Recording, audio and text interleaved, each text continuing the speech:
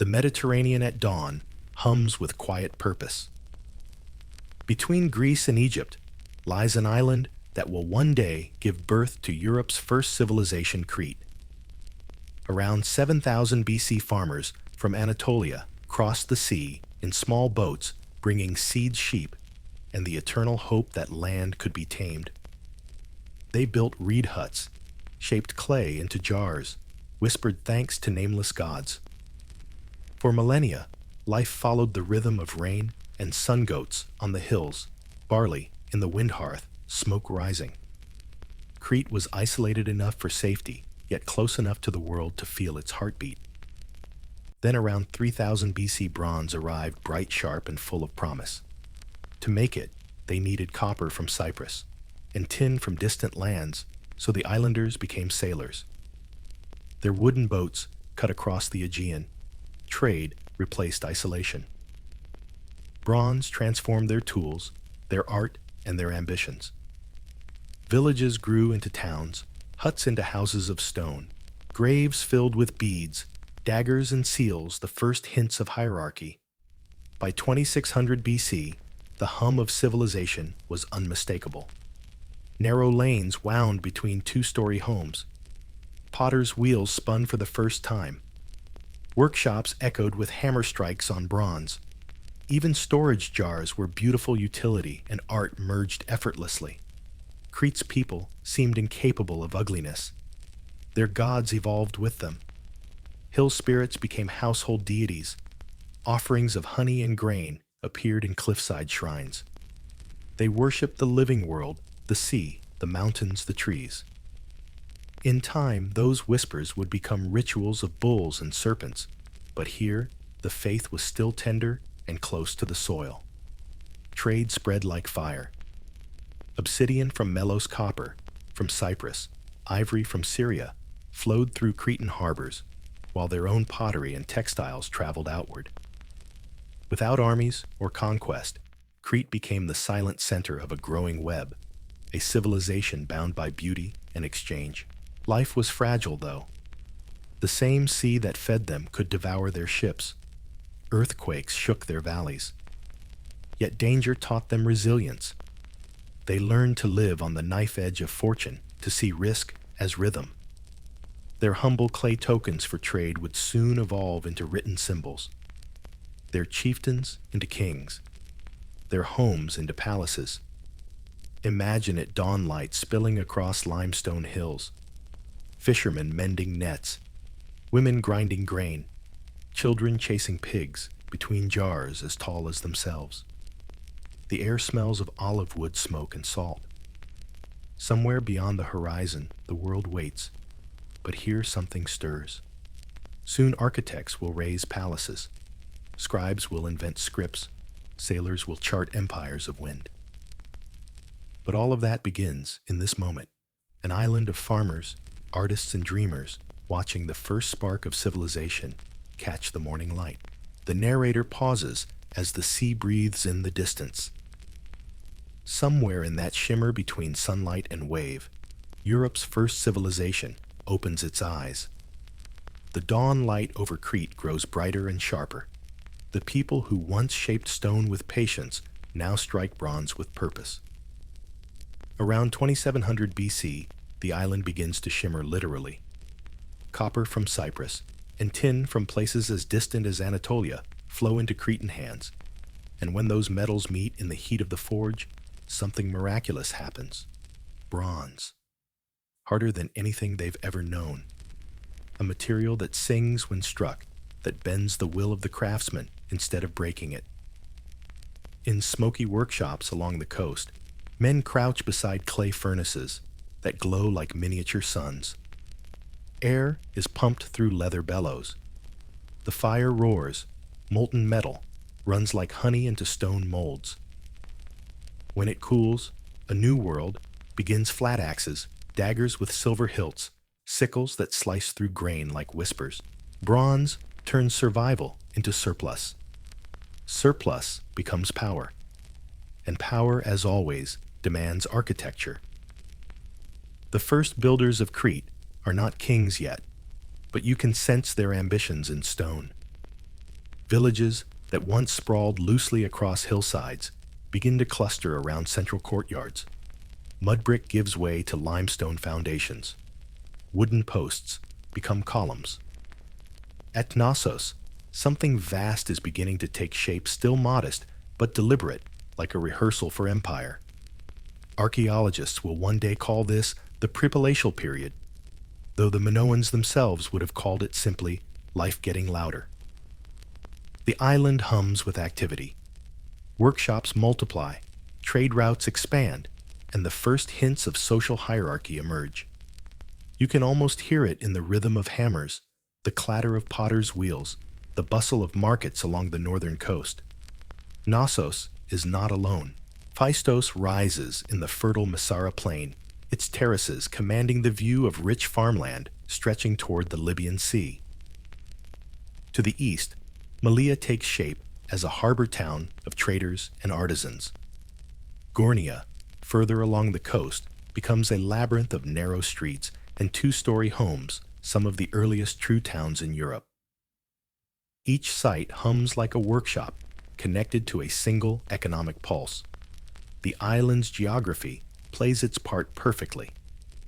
To the north, deep bays and natural harbors welcome foreign ships. To the south, mountains guard fertile plains watered by winter rains. Crete is positioned like a jewel between worlds: Greece to the northwest, Anatolia to the east, Egypt, and the Levant to the south. And the Minoans, restless and clever, begin to thread all these regions together. Trade is their bloodstream. Obsidian from Melos, ivory from Syria, gold from Egypt, it all passes through Cretan hands. But trade is not just about goods. It's about ideas. From the Levant, they learn advanced metalworking and sealing systems. From Anatolia, they adopt tools of administration. In return, they export their most precious commodity: craftsmanship. Early Minoan pottery appears across the Aegean red and black surfaces, so polished they reflect sunlight like mirrors. Each piece is stamped not with a signature, but with unmistakable confidence. The new art of bronze also brings a new kind of man, the specialist. No longer farmers who tinker on the side, but full-time artisans whose livelihoods depend on skill rather than soil.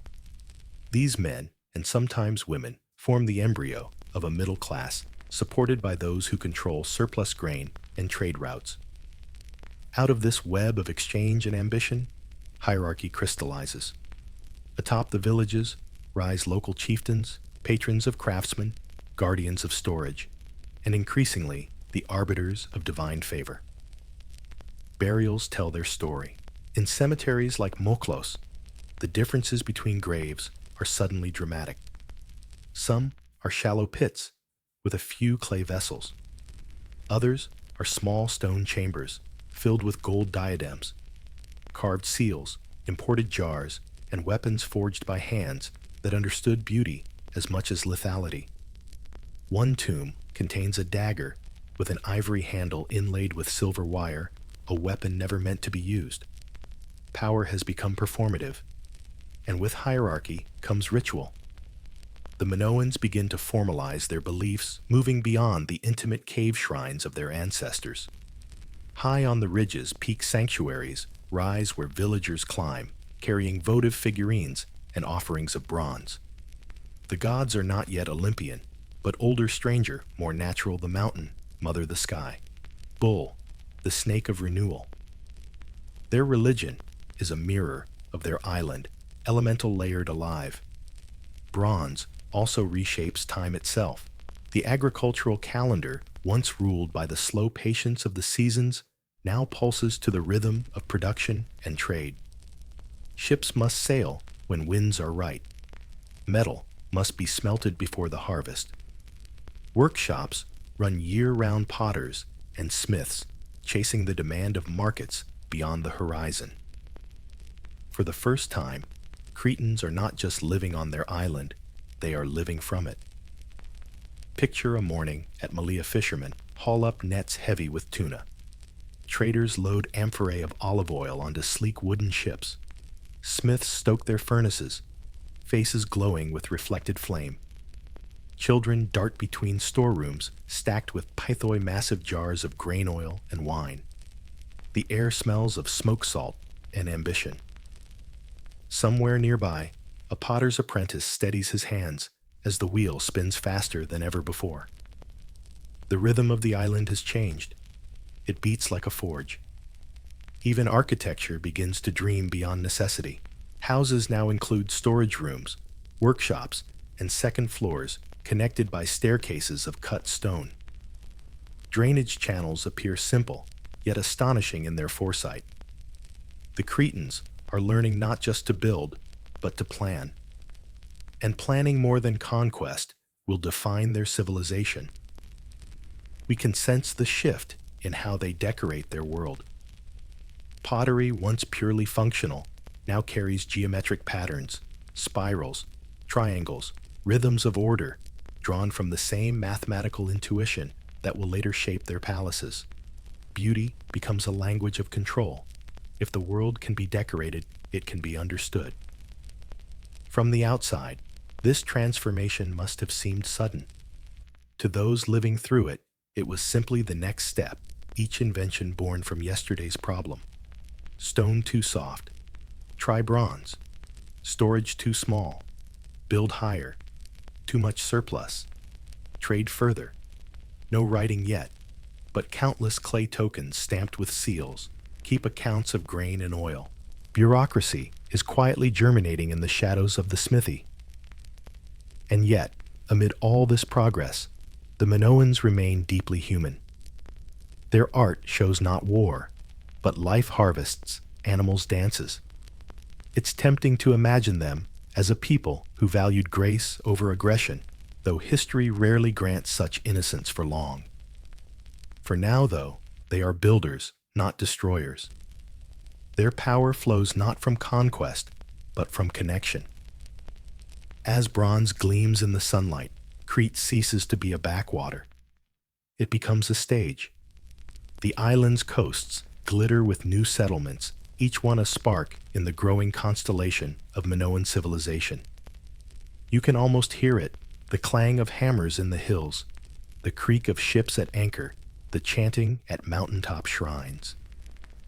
Civilization is no longer a foreign idea whispered across the waves. It's alive, hammering out its own heartbeat beneath the Cretan sun. By the time the first palaces rise, the island will already think in terms of networks and systems. Bronze has done its alchemy. It has turned earth into art, labor into hierarchy, and isolation into influence. The narrator's voice softens the forge fire fading behind him. From here on, Crete will not merely endure, it will build. The sea around Crete never sleeps. By the 3rd millennium, BC sails rise like white wings across the horizon, and the island begins to hum with a confidence that borders on destiny. Bronze has armed its hands and filled its granaries. Now the Minoans, though no one yet calls them that, turn outward. The waves become their highways, the wind their unspoken ally. In the deep blue, between Crete and the Cyclades ships, carve patient lines of foam. They are not war fleets. They are merchants' dreams, made buoyant, long, lean vessels with curved prows built from cypress that smells of resin and ambition. Each voyage threads Crete tighter into the fabric of the Bronze Age world. Copper from Cyprus, tin from Anatolia, ivory from the Levant, gold from Egypt, all flow into its harbors, and from those harbors back out again flow the island's own marvels, exquisite pottery, carved stone vessels, textiles dyed the color of twilight, and the quiet assurance that these islanders know beauty better than anyone else. Trade is not just survival, it is identity. The Cretans build their world on exchange goods for goods, story for story, a kind of early globalization carried by wind and sail. Every harbor becomes a miniature universe of languages, weights, and gestures. A handshake here, a nod there. Deals sealed not with contracts, but with shared need and mutual respect. Somewhere between barter and friendship, civilization happens. Picture Knossos at this moment, not yet a palace, but already a heart that beats to the rhythm of trade. Warehouses line the shore, filled with olive oil sealed in heavy amphorae. Donkeys carry loads of copper ingots inland along newly beaten roads. In courtyards, scribes, or what will soon become scribes, mark clay tokens to keep tally of storage. For the first time, the flow of goods demands memory beyond human recall. Writing is close waiting for the right moment to be born. The northern coast thrives, first facing the routes to the Aegean and Anatolia. Malea becomes a gateway for sailors from the Cyclades. To the south, Phaistos oversees the fertile Masara plain, feeding the island with grain that will be traded for metal and luxury. Across Crete, settlements begin to differentiate coastal towns for trade, inland villages, for production, mountain sanctuaries, for prayer and ceremony. A network emerges decentralized, yet somehow unified. It's the first hint of the peculiar genius of the Minoans, the ability to balance freedom with cohesion, individuality with shared purpose. As ships multiply, so do symbols of wealth. At Moklos, graves gleam with imported treasures, Egyptian scarabs, silver bowls from the Levant, tiny gold beads shaped like poppy capsules. Poppies sacred to the island's growing cults are already entwined with myth, with dreams, with sleep and vision. One can imagine a local chief laying an imported amulet beside the body of his kin, believing that the wealth of distant lands could guide the spirit home. Power now lies with those who control exchange. The chiefs of Knossos, Malea, and Phaistos do not yet call themselves kings, but they command fleets, craftsmen, and the loyalties of surrounding villages. They preside over storage and redistribution, the earliest form of organized economy. Grain and oil are collected, stored in giant pithoi, then released again as rations or trade goods. In this delicate dance of surplus and obligation, hierarchy takes root not through war, but through logistics. Still, the Minoans remain curiously unwarlike. Their settlements have no great walls. Their ships carry cargo, not soldiers. Even their weapons, though beautifully made, seem more ceremonial than practical. It is as if they have decided that wealth and art are sharper tools than blades. The island's security lies in distance diplomacy and the self-interest of partners who need Cretan goods as much as Cretans need their metals. Inside the workshops, a new artistry flourishes. Potters craft vasiliki ware thin, elegant, its red and black sheen created by controlling oxygen in the kiln, like alchemists of flame. Each vessel feels deliberate, almost ritualistic. The same precision governs metalwork, small bronze figurines, knives with inlaid handles, jewelry fine enough to make Egyptian traders jealous. Every item seems touched by a perfectionism bordering on devotion. These are not merely craftsmen. They are engineers of elegance. From the ridgelines above, Crete must have looked like a constellation of fire by night, each settlement a flickering ember of life and industry. On mountaintops, people bring offerings to the gods who control wind and harvest. Clay figurines of bulls and women bronze tools, miniature double axes, all tokens of gratitude or anxiety. These peak sanctuaries become the island's spiritual spine. From there, the faithful look down at the web of lights below the villages, the farms, the ships glowing faintly offshore. The view must have felt divine, as if the island itself were breathing. Religious and political life begin to blend. The leader is now also a priest, the trade expedition blessed before departure, the harvest celebrated with ritual feasts that bind community to cosmos. It's an early prototype of what later civilizations will refine into temple states. But here in this first experiment, it still feels human-sized. No towering ziggurats or armies, only people trade and faith entwined. Contact with Egypt grows especially strong. The Middle Kingdom pharaohs receive Cretan embassies bearing gifts, bronze weapons, painted ceramics, carved stone vases so finely worked that even Egyptian artisans take note. In return, Egypt offers gold ivory and papyrus, along with something subtler prestige. To the Minoans, who prize beauty and craftsmanship above all, Egypt is both customer and muse.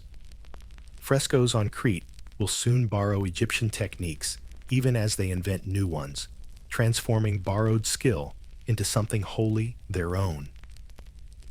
These centuries, roughly 2600 to 2000 BC, are a long prelude to greatness. The island grows wealthy, yes, but also connected. Ideas flow as freely as Good's new methods of accounting, shipbuilding, metallurgy. By now, Cretan sailors can cross open water with confidence, guided by stars and seasonal winds. They chart invisible highways of current and cloud. When modern historians call the Minoans Europe's first advanced civilization, they mean this, a people who could think in networks. It's easy to romanticize them, and tempting to imagine peace without violence, art without conquest. But even paradise hums with competition. Rival centers jostle for influence. Local elites build grander homes. The first fortifications appear subtle but real. Knossos grows dominant perhaps because of its central position and superior harbor access. A loose hierarchy begins to form a web of small powers orbiting one bright star. And yet even now, there is no empire. Crete's unity remains cultural, not military, a harmony of taste, faith, and shared prosperity. Their power comes not from swords, but from the grace with which they make things, from the balance they strike between earth and ocean. As dusk falls on a Cretan harbor, you can almost feel it, the future approaching on the wind. A ship from Egypt creaks, at anchor its cargo of gold and linen waiting to be unloaded. Dock workers sing to keep rhythm. Torches flicker in the salty air. Somewhere inland, a chieftain gazes from his courtyard toward the glow of the coast and thinks perhaps for the first time that an island can be more than a home. It can be a kingdom. Firelight flickers in the stone workshops of early Crete. The hum of the forge, the hiss of molten metal, the slow, rhythmic spin of a potter's wheel. These are the island's new hymns. If the gods of the Minoans ever needed priests, they found them here hunched over furnaces, hands blackened with clay and soot, turning the raw gifts of earth into beauty. By the middle of the 3rd millennium, BC craft has become the pulse of Minoan life. The line between the sacred and the practical begins to blur. Every act of creation, pouring bronze, carving stone, mixing pigments, is a ritual in itself. In a world without written theology, making things is worship. Start with the potters. Their kilns are the laboratories of the Bronze Age. They experiment endlessly with heat, color, and form. Somewhere in the smoke and sweat, someone invents the potter's wheel, a genius contraption that changes everything. Before it, vessels were shaped slowly by hand, uneven and heavy. Now, with the wheel's spin, the clay dances under steady hands. Thin-walled bowls and elegant jars emerge symmetrical, balanced, perfect. To control such movement, fire airspeed is to control chaos itself. Their creations no longer hide in kitchens or storerooms. They become status symbols, gifts, even sacred offerings. The Phaistos style, with its burnished red and black sheen, becomes recognizable across the Aegean, the ancient equivalent of a luxury brand. Another style Vasiliki wore pushes technique even further. Potters manipulate the oxygen in their kilns to create mottled patterns that shimmer like sunset on water. It's chemistry before chemistry had a name. The designs are bold spirals, lines, and early abstract motifs that might look almost modern to us. But they weren't decoration for decoration's sake. Each line echoed something from the natural world. Waves, snake coils, the spiral of a seashell. Nature wasn't outside their art. it was inside it. The Cretans lived close to beauty and felt no need to separate it from faith. Across the island, another kind of artist is at work, the metalworkers. The sound of hammering bronze rings through the villages a clean, confident rhythm. They melt copper and tin in furnaces that blaze white-hot pouring liquid fire into stone molds to cast axes, chisels, and blades. Bronze is the heart of progress, but on Crete, it's also the language of prestige. A dagger could be both weapon and artwork, a symbol of status that gleams even when peace reigns. In the workshops of Malea and Machlos, artisans polish blades until they mirror their own faces. Some weapons are adorned with ivory or inlaid with silver. These are ceremonial, meant not for battle, but for display, to flash on the belt of a chief, to rest beside him in the grave. The craftsmen have become indispensable, the quiet power behind the visible power. Without them, no trade, no temple, no kingdom. And then there are the seal carvers, miniaturists, who make the invisible world visible. Their tools are sharp, their patience endless. Using tiny chisels of bronze and abrasives made from powdered emery, they carve scenes into stones no bigger than a thumb. A bull charging a goddess, holding serpents, a spiral sun. When pressed into soft clay, each seal leaves an image that is part signature, part prayer. To own one is to possess identity and magic at once. The motifs reveal a civilization in dialogue with its own myths. Bulls, birds' double axes, trees, spirals, all recurring symbols that blend the human and the divine. They aren't just pretty emblems, they're cosmology condensed. Every design holds meaning, the bull for vitality, the spiral for the endless cycle, the tree for life's renewal. In these carvings, we glimpse the beginnings of Minoan religion, not a system of dogma, but a language of symbols etched in stone. Objects themselves begin to take on lives of their own. A finely carved seal might be buried with its owner to mark his passage into the afterlife. A polished stone vessel, so perfectly shaped that modern artisans struggle to replicate, it might sit on an altar filled with oil, reflecting the flicker of sacred flame. The act of craftsmanship becomes indistinguishable from the act of worship. In the cemeteries of Machlos and Archanes, the graves of the wealthy tell a story that clay cannot. Here lie the patrons of the artisans, the men and women who turned practical skill into prestige. Their tombs overflow with luxury gold diadems, obsidian blades, bronze mirrors, and imported goods from as far away as Syria and Egypt. One burial contains over 200 stone vessels, each hand-carved from serpentine breccia or marble.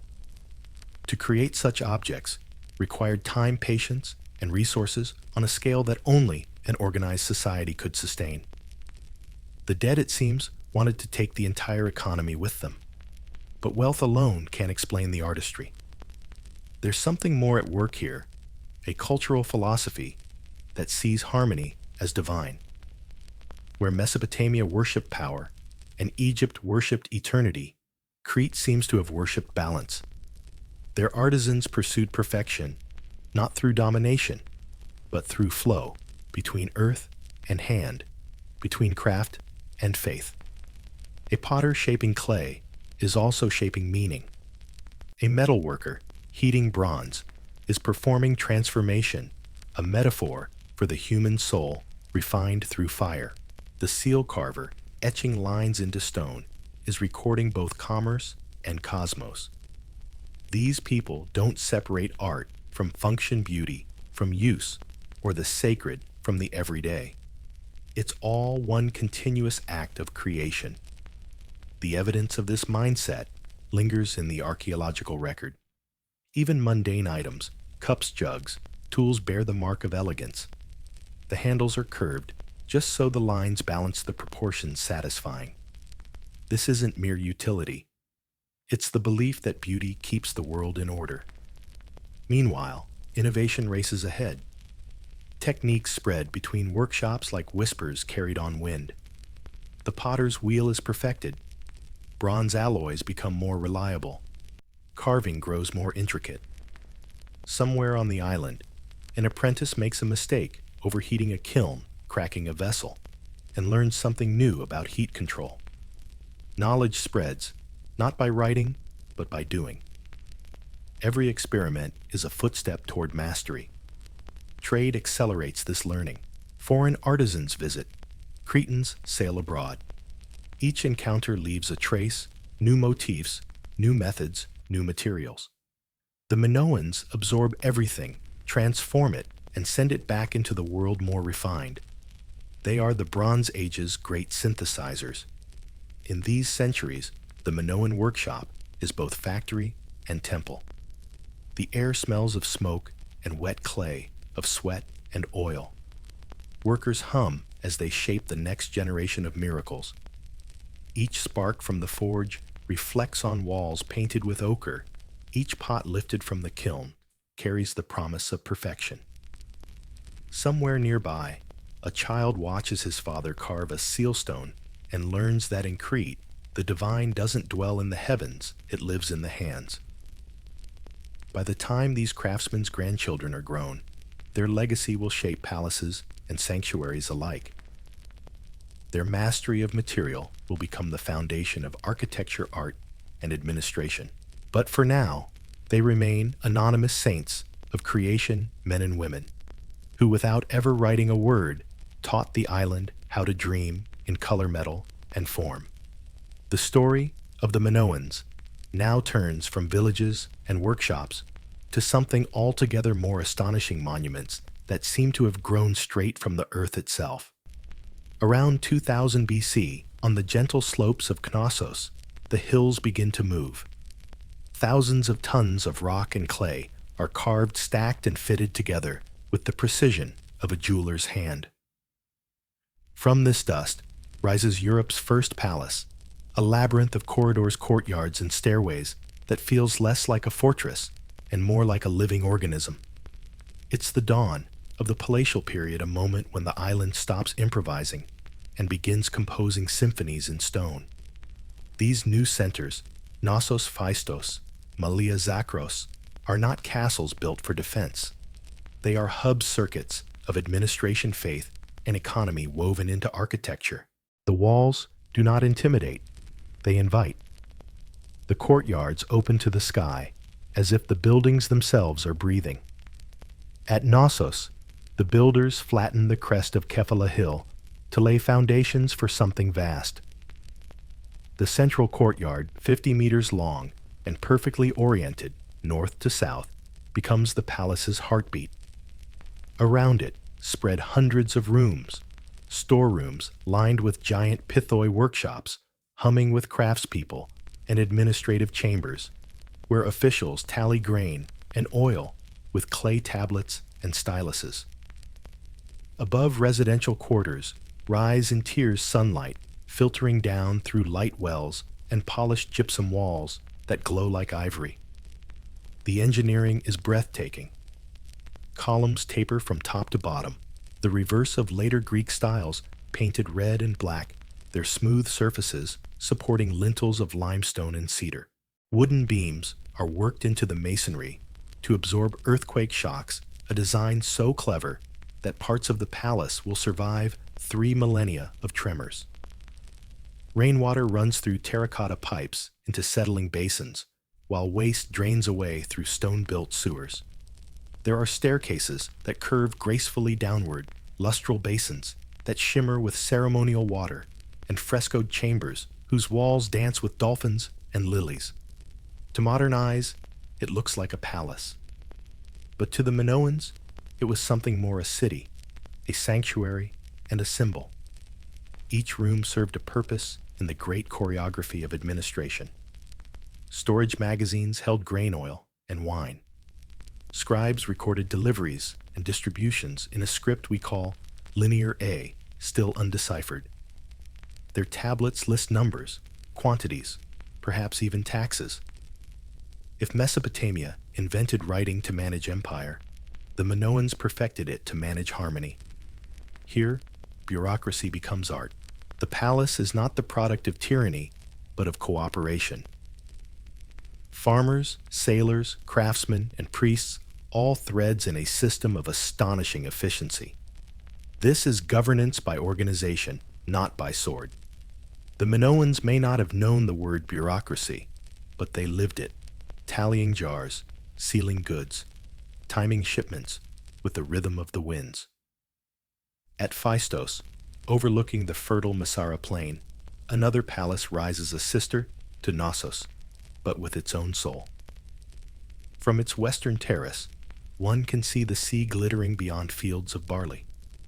Terraces cascade down the hillside, each level connected by broad staircases that speak of ceremony as much as movement. The western court, paved with massive stone slabs, could host gatherings of hundreds. Here priests might bless harvests, traders might negotiate under the open sky, and festivals might blur the line between ritual and bureaucracy. Malea farther north becomes the island's maritime heart.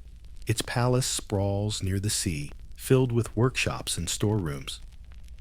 Bronze ingots from Cyprus are unloaded here, weighed stamped with seals, and sent inland to be transformed into tools, weapons, or luxury goods. You can almost hear the bustle officials murmuring over tablets, porters carrying amphory sailors, shouting as they tie their ships to stone quays. The air smells of oil, clay, and salt. What unites all these centers is not hierarchy, but synchronization. Each palace operates like a node in a network, autonomous, yet connected, exchanging goods, ideas, and rituals. Linear A tablets found across the island suggest standardized systems of record-keeping. Even the architecture repeats familiar formulas: central court storage wings, residential quarters, shrines. It's as if a master blueprint travels invisibly from one site to another, carried not by conquerors, but by trained architects and shared vision. Within these complexes, religion and administration blend seamlessly. The same hands that record shipments of olive oil might also pour libations to the gods. The double axe, or labris, carved on walls and altars, becomes both a symbol of divine power and an emblem of royal authority. The line between priest and official blurs. The ruler is not a king in the Near Eastern sense, but perhaps a Wanax priest governing through ritual rather than decree. In the great storerooms, hundreds of pithoi stand like silent soldiers. Some are tall enough to hold a man. Their bellies are etched with marks that might record contents: grain, honey, wine. Clay ceilings pressed with intricate designs ensure that every jar remains untampered. These seals are signatures in an age before ink binding trust through art.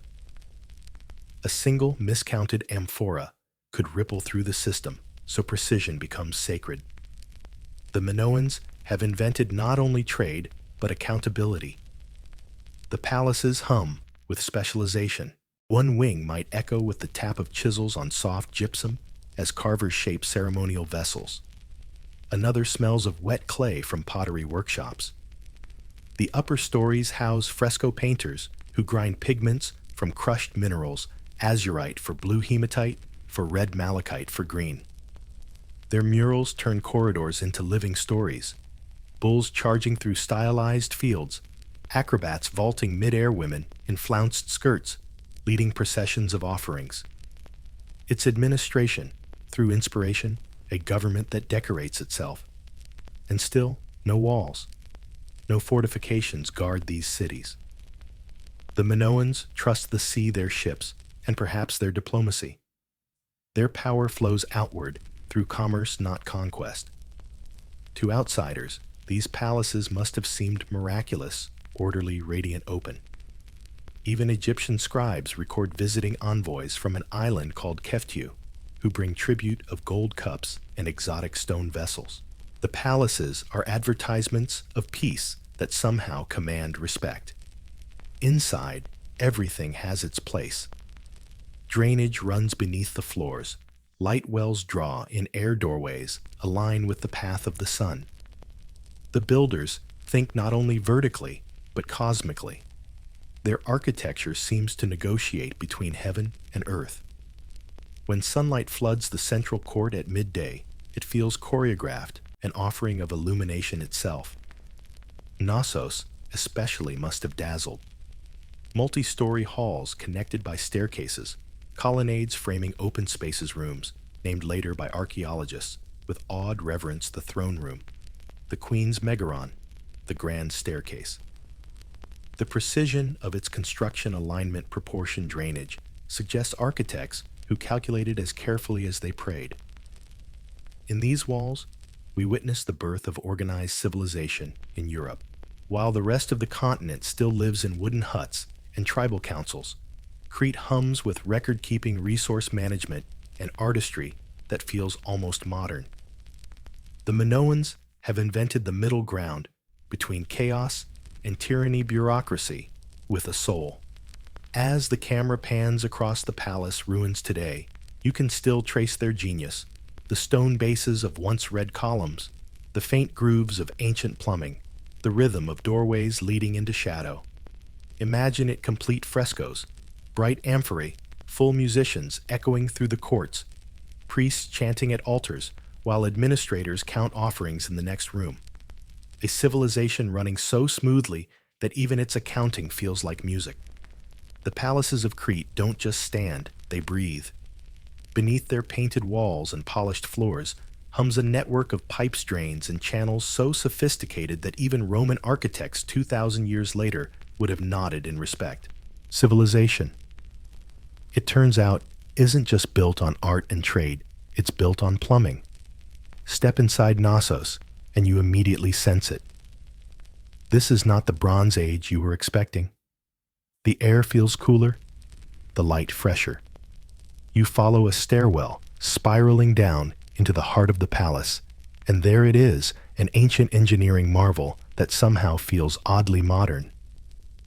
Stone-lined pipes curve neatly beneath the floors. Water channels slope with mathematical precision. A central drain, large enough for a man to crawl through, runs straight beneath the courtyard, covered with removable slabs for cleaning access. And you realize with mild existential discomfort that these people had better sanitation 3.5 millennia ago than most of Europe had in the Renaissance. The Minoans treated water not as an afterthought, but as a sacred companion. Their island demanded it. Crete is a land of dry summers and sudden winter floods of rivers that vanish underground and mountains that hoard springs like secrets. To live here, you had to listen to the terrain. The builders of Knossos did more than listen, they conversed with it. Rainwater from roofs and courtyards flowed into settling basins carved in stone. Sediment dropped clear water, passed onward, channeled through terracotta pipes that fit together like vertebrae, curved, sealed, and pressure tested by centuries of practice. The gradient of every slope was deliberate, a fraction too shallow or too steep, and the system would fail. Yet theirs worked flawlessly. Archaeologists have measured those inclines, often within 1 degree of perfect efficiency. No lasers, no modern instruments, just the human eye experience and geometry born of observation. At the lowest levels, cisterns weighted massive reservoirs carved into bedrock storing winter rain for dry months. Bronze valves controlled release. Overflow channels led excess water away to gardens or fields. Every drop had purpose. The people of Crete, surrounded by sea, yet always short on fresh water, had turned necessity into a science. Their genius extended to comfort. In the residential wings of Knossos and Phaistos bathrooms, bathrooms were fitted with bathtubs of red clay or alabaster connected by hidden drainage that whisked waste away into underground sewers. Toilets flushed with poured water from ceramic jugs. The Queen's Megaron, possibly the world's first ensuite, had a bathtub still sitting where it was left 3,600 years ago, polished smooth from generations of use. Imagine the astonishment of early archaeologists standing over at Europe's first plumbing fixture in a palace older than Homer's imagination. And they didn't stop there. Ventilation was an obsession. Staircases wound around open light wells that pulled air through the structure like lungs. As hot air rose, cool drafts drifted inward from shaded corridors and courtyards. The effect was natural air conditioning, silent, self-regulating, and sustainable. Visitors to Knossos often remark that the ruins feel oddly temperate, as if the stones themselves remember how to breathe. Fire, too, was a tool of balance. Every palace contained hearths and kilns integrated into its architecture. Kitchens, workshops, and ritual areas all had controlled flues to manage smoke. Some chambers lined with reflective plaster channeled firelight to create warm, glowing interiors, even at night. You can almost picture it, artisans hammering bronze in the forges of Malea priests, pouring libations beside gently flickering torches, the glow of hearths dancing on gypsum walls. Fire was not a threat to be feared, it was energy to be domesticated. Nowhere is this mastery clearer than in the palace's relationship with the sea. The Minoans lived on an island defined by its coastlines. The rhythm of tides was their calendar. Harbors and quays were built with careful drainage, preventing flooding even during storms. At Zakros, channels carved from stone direct runoff from the surrounding hills straight into the harbor basin. At Malea, engineers built low retaining walls that break the force of waves while allowing water to drain away. Their approach to nature wasn't domination, it was partnership. The palace's very walls tell the same story. At Knossos, soft limestone is paired with cedar beams to absorb earthquake shocks. Flexible joints allow structures to sway without breaking. Modern architects would call it seismic dampening. The Minoans called it common sense. When tremors came, and on Crete they came off and the buildings flexed and survived. The civilization literally built elasticity into its worldview. It's tempting to imagine that all this practicality came at the cost of poetry, but with the Minoans, function and beauty were never divorced. Terracotta pipes are not hidden behind walls, but left visible, curved gracefully like sculpture. Water basins are carved with spirals and floral motifs, their purpose elevated to art. Even the drains gleam with care, each stone set as if it might one day be admired. The Minoans never separated the useful from the divine. Both flowed together, like the water under their feet. And flow was everything. In Minoan art, the spiral is omnipresent, the shape of waves, of whirlpools, of continuity. Their architecture mirrors that same philosophy movement, without ruptured direction, without rigidity.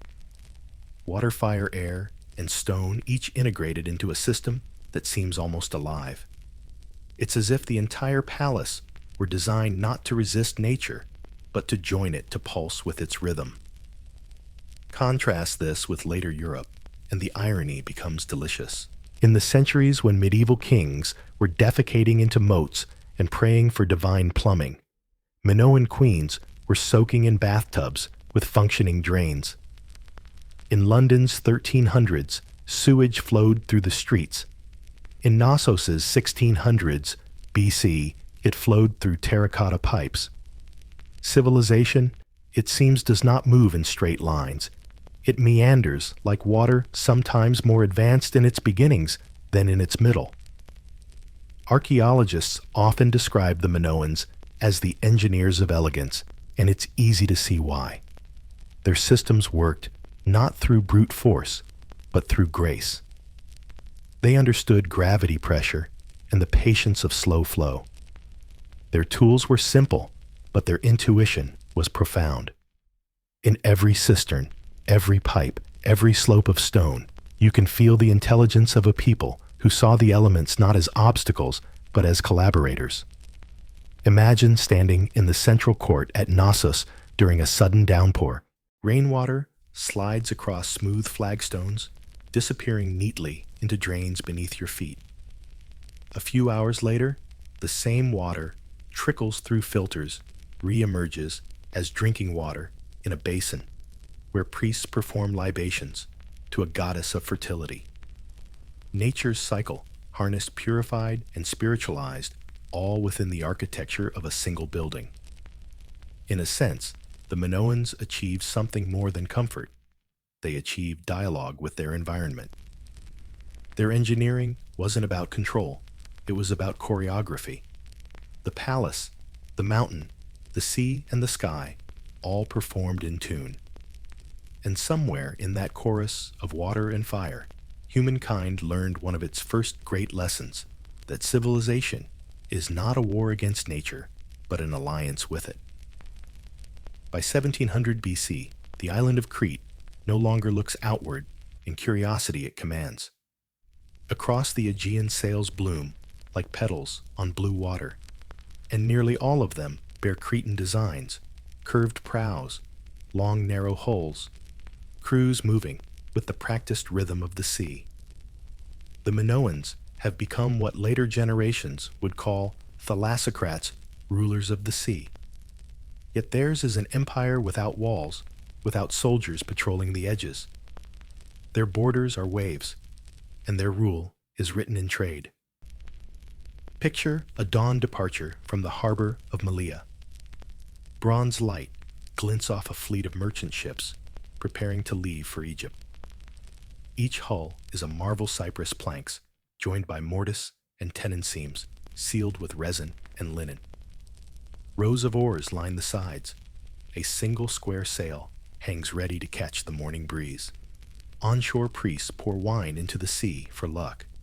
The captain, perhaps a man of both commerce and faith, dips a sprig of olive in the surf and whispers a prayer to the Lady of the Winds. Then the fleet moves long shadows sliding out into open water. These ships are not built for war, but for distance. Their decks carry amphorae of olive oil, Cretan wine, and the ceramic masterpieces of Knossos, thin-walled jars painted with leaping dolphins and curling vines. Packed among them are small gifts for foreign lords, ivory combs, bronze daggers, jewelry shaped like bees and lilies. The Minoans understand that beauty itself can be currency. In the Nile Delta, Egyptian scribes record the arrival of men from Keftiu, their name for Crete. Wall paintings in Thebes show them bringing gifts to the pharaoh vessels of gold and silver, exotic stones painted ceramics. They wear kilts, jewelry, and strange flowing hair. Their ships ride so low with cargo that the Egyptians marvel at their design. And the pharaoh, delighted by these islanders who arrive bearing both tribute and style, grants them favored trader status. Crete becomes the silent partner in Egypt's Middle Kingdom economy.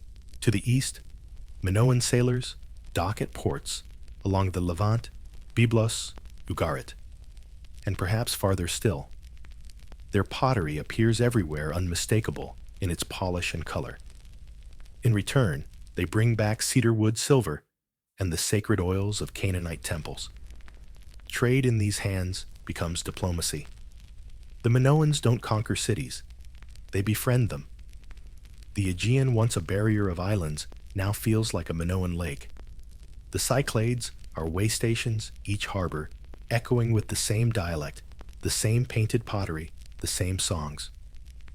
Even the mainland Greeks, those emerging Mycenaean upstarts, import Cretan goods and imitate their styles. The influence of the Sea Kings ripples outward until their aesthetic becomes the common language of the Eastern Mediterranean. And what a language it is! Frescoes from Akrotiri on the island of Thera, a Minoan colony, show fleets gliding through tranquil seas. Dolphins leap alongside. Sailors steer with quiet precision. The paintings are so detailed that naval historians study them like blueprints. You can see the cross-bracing of the masts, the banks of oars, the curving sterns. Each ship is sleek, balanced, a blend of artistry and engineering. The Minoans do not call this power empire, but it functions as one. Grain oil and metal flow into Crete. Art, technology, and religion flow out. The palaces act as central warehouses for the Mediterranean economy. Knossos coordinates it all, a silent capital that thrives not through armies, but through schedules, alliances, and seasonal wind patterns. Imagine walking through its western court during a trading festival. Ships have arrived from every direction. Merchants shout in half a dozen languages. Bulls are sacrificed to bless the voyages. Dancers twirl in bright linen skirts. Musicians play double flutes, whose notes echo across the marble. Nearby, scribes mark the incoming cargo on clay tablets, sealing amphorae with the distinctive swirl of their master's seal. The air smells of spice, sweat, and sea salt. It's chaotic, yes, but also perfectly choreographed. The Minoans' mastery of the sea is as much mental as mechanical. They know the winds by month, the currents by memory. They read the stars not with superstition, but with practical precision. When modern sailors attempt to reconstruct Minoan routes using replica ships, they discover that these Bronze Age mariners could cross from Crete to Egypt in under a week. Their knowledge of weather patterns rivals that of any ancient culture. And still, they fight no wars. The ships carry no rams, no catapults, only a few bronze-armed guards whose weapons seem more decorative than deadly. The power of Crete lies not in battle, but in reliability. Their goods arrive on time. Their seals guarantee quality. Their merchants honor agreements. In a world of fragile trust, the Minoans make integrity profitable. The sea itself becomes their wall of protection. Pirates steer clear of a people whose fleets can appear on any horizon. Storms are their only true enemy, and even those they study with the patience of scientists. Over centuries, this maritime system grows so efficient that later Greeks will look back in awe and call it the first thalassocracy, a rule of the seas. Herodotus, writing 1,000 years later, still speaks of King Minos, legendary ruler of Crete, who first possessed the sea. But for now, there is no single Minos, only a network of ports, palaces, and priest merchants who together sustain the rhythm. The island hums like a well-tuned instrument. From the mountain sanctuaries, one can see the glint of sails moving along the horizon, each one a promise that the world remains connected by Minoan hands. Their influence seeps into myth, even as they live it. Stories circulate across the islands of islanders who speak with the gods, who build palaces that never fall, whose ships never sink. To outsiders, the Minoans seem favored by divine forces, protected perhaps by the very sea they command. Yet beneath the poetry lies a harder truth. The system is vast and delicate. Every palace depends on every ship, every voyage on the next favorable wind. A mist harvest in Crete, a storm in the Aegean, a political shift in Egypt. Any one of these could send ripples through the whole web. The empire of waves is powerful, but it is also fragile, as ephemeral as foam. For now, though, the illusion is perfect. Crete stands at its zenith, the wealthiest island in the known world, where no wall need be built and no war need be won. Its people rise each morning to the sound of gulls and hammering shipwrights, to the smell of cedar pitch and fresh bread, to the certainty that the sea-wild, eternal, unpredictable belongs to them. And for the first time in human history, the world is ruled not by the sword, but by the tide. Religion for the Minoans was not something whispered in temples. It was danced, sung, carved, and painted into the very fabric of life. Theirs was not a faith of commandments and punishment, but of balance and celebration, where every act of creation was an echo of the divine. On Crete, the gods were everywhere, woven into the vines, coiled beneath the stones, hidden in the wind that swept across the olive groves. To understand Minoan belief, imagine standing atop a Cretan mountain at dawn. The air is cold and clean. Below the island spreads out in folds of silver-green olive trees and red clay. In the distance, the sea flashes like liquid glass. Here high on the ridge offerings wait upon a stone altar, small figurines of bulls and women shells filled with oil, a knife of bronze that glows with the first light of day. These are the peak sanctuaries, holy places, where the earth and sky meet, where people gather not in buildings, but beneath the open heavens. The Minoan gods, if we can even call them that, are elemental. They do not dwell far away. They live within the world. The most powerful among them appears not as a thunder-hurling patriarch, but as a woman sometimes serene, sometimes terrifying, always commanding. Archaeologists call her the snake goddess, though that name barely captures her presence. She stands in terracotta and faience bare-breasted and upright, a long flounced skirt swirling around her ankles. In each hand, a snake writhes alive yet controlled. Her eyes are wide, unblinking, her smile faint and knowing. She is both nurturing and dangerous, the perfect embodiment of Minoan philosophy power, through harmony, authority, through balance. To the Minoans, serpents were not sinister. They were sacred symbols of regeneration, shedding their skins as the land sheds its seasons. They lived in the cracks of walls and under hearthstones guarding the household and the grain. To hold one was to touch the cycle of life and death. The snake goddess, whether deity or priestess, became the human bridge to this eternal rhythm, her image repeated in shrines and frescoes across the island. Equally sacred was the bull. Massive, dangerous, and utterly untamable, it was the pulse of the Minoan imagination. Bulls appear everywhere on seals and reliefs in carved rhytons used for libations, their horns stylized in doubled crown rooftops and altars as symbols of divine energy. To the Minoans, the bull was both the storm and the harvest, a creature of raw strength that must be respected, not conquered.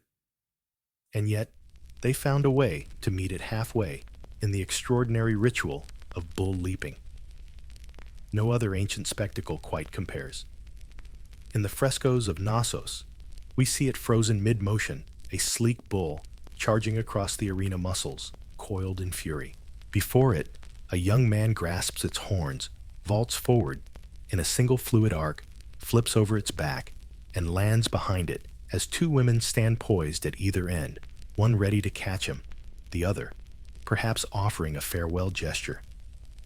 The image is pure motion, captured in stillness. The bull's power, the human's grace, the perfect choreography between chaos and control. Was it sport or ceremony or both? We don't know. But the frescoes make one thing clear. It was dangerous. There were no ropes, no tricks. Only faith and training, in timing, in the gods. To leap over a bull was to defy death and return renewed, symbolically reborn. In a society obsessed with cycles seasonal, spiritual, and natural, the act became a living metaphor for balance between destruction and survival. The arena where these rituals took place was no coliseum of blood. It was a sacred courtyard, surrounded by painted walls and spectators dressed not as soldiers, but as worshippers. There is no evidence of sacrifice mid-leap. If blood was spilled, it was likely symbolic, a libation, after not a slaughter during. The bull-leaping scenes are less about conquest and more about communion, an acrobatic prayer performed in motion. The palaces themselves reflect this faith. Their courtyards face mountains considered holy. Altars stand beside storerooms, as if reminding administrators that wealth, too, must bow to the divine.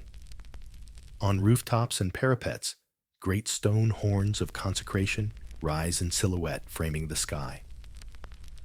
In the gentle light of evening, they look like the peaks of a sacred landscape, the human world mirroring the natural one.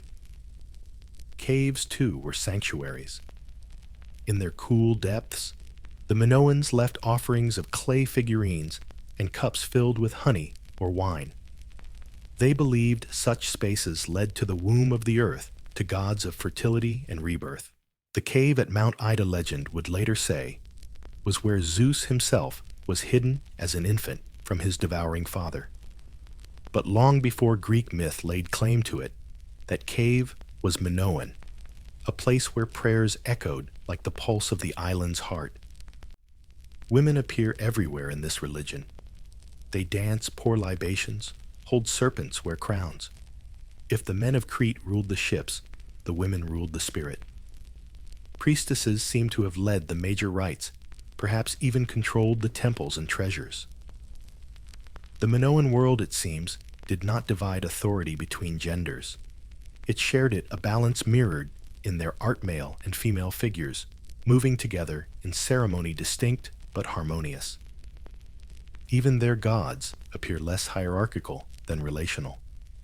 The bull and the goddess, the mountain and the sea, the serpent and the dove, each opposite bound to its counterpart. For the Minoans, divinity was not a throne above the world. It was a dance within it. During great festivals, processions wound from the countryside up to the palace courts. Musicians played double flutes and lyres. Acrobats performed in rhythmic sequence. Offerings of wine, oil, and grain were carried in decorated vessels. The scenes from frescoes, women in flared skirts, men in loincloths, everyone adorned with jewelry and color, suggest ceremonies that felt more like celebration than submission. Their gods did not demand groveling. They invited participation. If you close your eyes, you can almost hear it, the pounding of drums echoing off the palace walls, the roar of the crowd as the bull charges the brief silence before the leper arcs into the air. In that instant, horns human and sky perfectly aligned. The whole philosophy of Minoan life comes into focus. Beauty born from danger, order carved from chaos, grace wrestled from power. The age of harmony would not last forever. Far to the north of Crete, across the blue reach of the Aegean, lay the island of Thera, today called Santorini. It was one of the jewels of the Minoan trade network, a prosperous colony whose walls were painted with dolphins' lilies and ships so elegant they seemed to glide even on dry plaster. Life there mirrored Crete's own rhythm, merchants at the harbor, priests on the hilltops, children playing in courtyards flooded with sunlight. Then the ground began to shake. At first it must have felt familiar. Earthquakes were nothing new in this world of restless islands. But this was no passing tremor. The soil rumbled for days. Springs boiled. Birds vanished from the skies. And beneath the mountain that crowned Thera, magma surged upward, pressurizing a chamber larger than imagination could contain. One morning, perhaps around 1600 BC, though the exact date remains an argument for archaeologists, the mountain exploded, not with the polite plume of a volcanic hiccup, but with the violence of gods tearing open the earth. The sky turned white with ash. Columns of fire and smoke clawed 10 kilometers into the air. Whole sides of the island collapsed into the sea.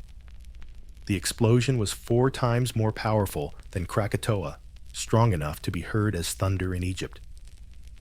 Imagine it from Crete, 100 kilometers away, the horizon flashing as if dawn had been set ablaze.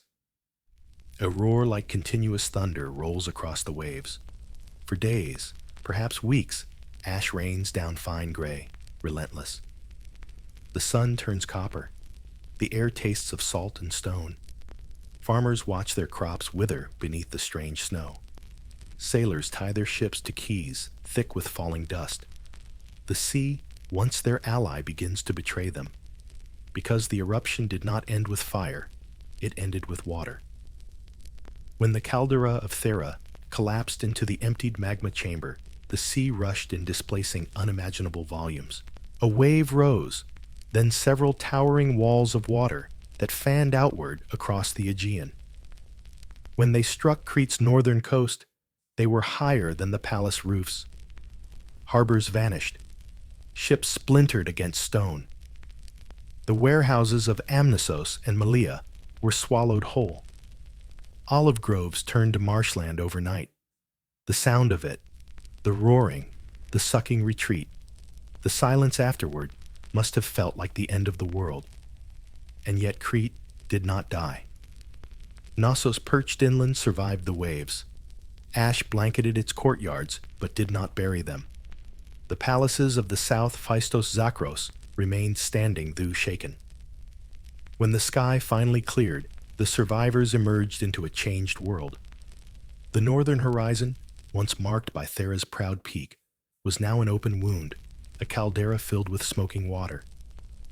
Archaeologists have found traces of that catastrophe in the ruins. Layers of pumice mixed with ash, broken amphorae hastily sealed, abandoned houses where valuables were left behind. At Akrotiri, the town on Thera itself, time froze mid-breath.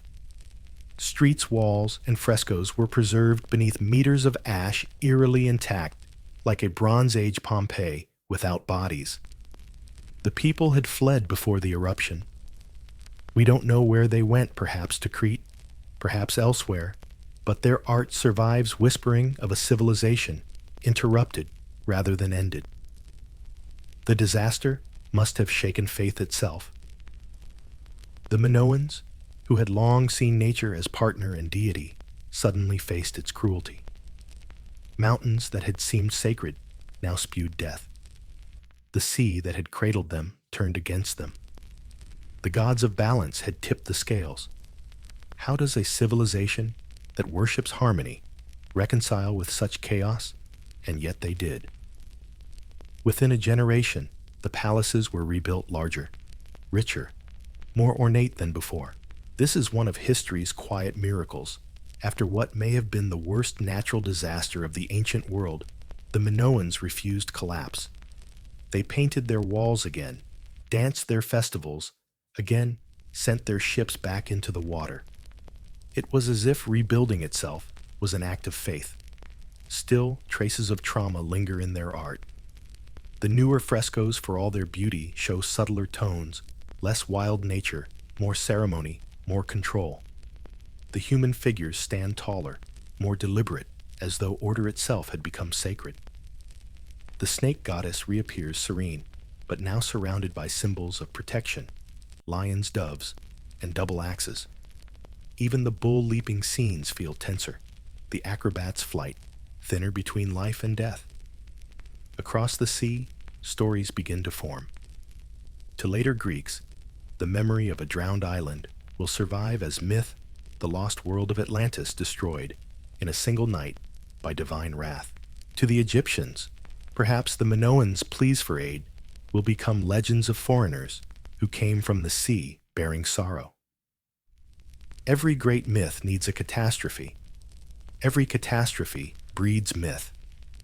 The irony is that Thera's destruction may also have preserved the Minoan legacy. The volcanic ash carried their art across millennia, freezing pigments so bright they still glow today. Without that calamity, the frescoes of Akrotiri, the ships, the swallows, the women in saffron dresses might have vanished to rot and dust. Disaster cruelly became curator.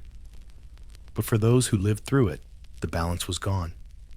Trade routes faltered, harvests failed, faith trembled. The Minoans survived, yes, but something inside their culture had shifted. Where once they had seen themselves as partners with nature, now they understood its indifference. The island still smelled of sulfur, the fields still carried traces of ash. Even decades later, sailors would glance north uneasily toward the empty ring of sea where Thera had been, and mutter prayers before each voyage. Yet if the gods had struck them, the Minoans answered with defiance. They rebuilt Knossos, bigger than ever, 4 stories of crimson columns, courtyards polished with new gypsum frescoes of life bursting in color.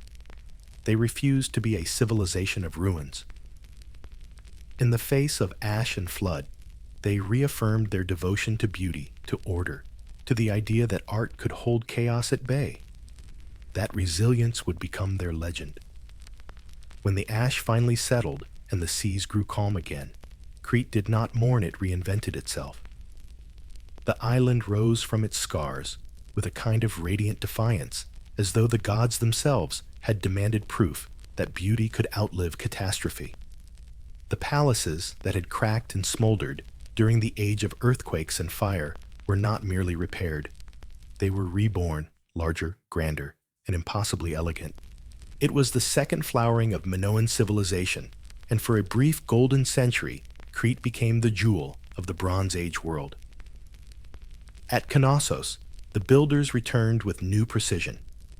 The palace expanded into a living labyrinth, a 4-story masterpiece of corridors, staircases, and courtyards, every corner bathed in soft light and fresh air. The architects seemed obsessed with harmony. Red columns taper upward like tree trunks. Walls glow with polished gypsum, and doorways align perfectly with the rising and setting sun. You can almost hear the rustle of linen skirts and the echo of sandals on stone. It was during this era, the so-called Neopalatial period, that Minoan art reached its breathtaking maturity. Frescoes, once simple decoration, now became living worlds. In the Queen's Megaron at Knossos, dolphins swim across the walls in luminous blue, their bodies curved with such natural grace that you can feel the water around them. Elsewhere, lilies bloom in riotous color, cats stalk through reeds, and young men and women parade in long processions carrying gifts for the gods. Their art feels alive, almost shockingly modern. Unlike the rigid postures of Egyptian or Mesopotamian figures, Minoan humans move with fluidity and joy. They twist, dance, and laugh. You can see muscle and motion, not hierarchy. The Minoans had discovered something profound, that the human form itself could be sacred, that beauty and movement were prayers in motion. Trade once again flourished. Ships sailed to Egypt, the Levant, Cyprus, and the Greek mainland.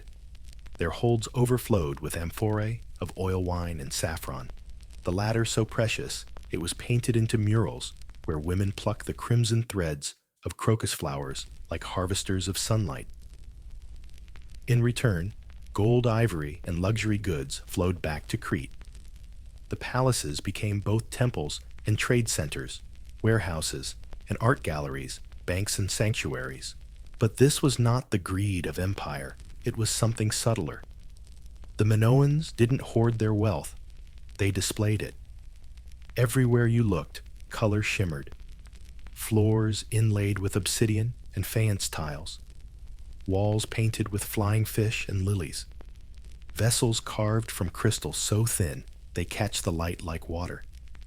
Even the smallest household items, the handles of jars, the edges of cups, were designed with grace. It's as if the entire island collectively agreed that ugliness was an insult to the gods. Religion, too, became refined, less raw, more theatrical. Rituals once held on mountain peaks now unfolded in palace courtyards, choreographed like sacred festivals. Priestesses led processions, carrying libation jars. Dancers leapt in time with drums, and musicians played flutes that echoed off the whitewashed walls. Incense hung thick in the air. Garlands of flowers perfumed the altars. The double-axe symbol of divine authority gleamed in the torchlight. Visitors from abroad must have thought they'd stepped into paradise. Egyptian envoys recorded the island of Keftiu as a place of splendor where gods walked among mortals. From Anatolia to the Cyclades, Minoan goods became the height of luxury. Owning a Cretan vase was like owning a piece of divinity itself. Even the rising Mycenaean princes on the Greek mainland began to imitate the Minoan style, adopting their pottery, their fresco techniques, even their script. The Cretan aesthetic had become contagious. Daily life on the island reflected this confidence. Farmers tended olive trees whose roots reached back generations. Fishermen hauled in nets glittering with silver scales. In towns, artisans painted frescoes or spun fine textiles dyed in rare colors. At dusk, families gathered on terraces overlooking the sea, watching the horizon glow. It must have felt eternal, an age so stable and abundant that the people of Crete could scarcely imagine it ending.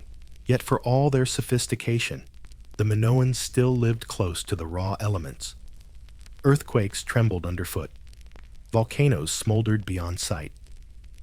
They knew that their peace was temporary, their paradise fragile. Perhaps that awareness deepened their art. Their frescoes capture fleeting moments, flowers blooming, dolphins, leaping dancers mid-turn, as though they understood that nothing, not even beauty, lasts forever. Still, they tried. At Phaistos, new palatial halls rise from terraces that overlook the fertile Messara plain. From its grand staircase, the world unfurls like a painting mountains fields and the Libyan Sea beyond. At Malea, the old palace is rebuilt with double the storerooms, its columns rising red against the blue sky. Even smaller towns, like Gornia and Zakros, flourish, each boasting miniature versions of Knossos' splendor. For a brief time, it seems that every Cretan village has learned the language of architecture. The sea mirrors this calm. Merchant fleets travel without escort, secure under the reputation of Minoan diplomacy. Pirates are rare. Famine is unheard of. For a century or more, Crete enjoys what no other Bronze Age civilization managed: prosperity without conquest, wealth without war. It's easy to imagine that they believed they had achieved balance itself, the perfect harmony between human ambition and divine favor. And yet there is something haunting beneath the perfection. The art, for all its joy, carries an undertone of reverence, almost fear. Processions stretch endlessly across palace walls, faces serene hands raised in offering. Perhaps the memory of Thera still lingered, reminding them that the gods who gave beauty could also take it away. At Knossos, a particular fresco captures this duality.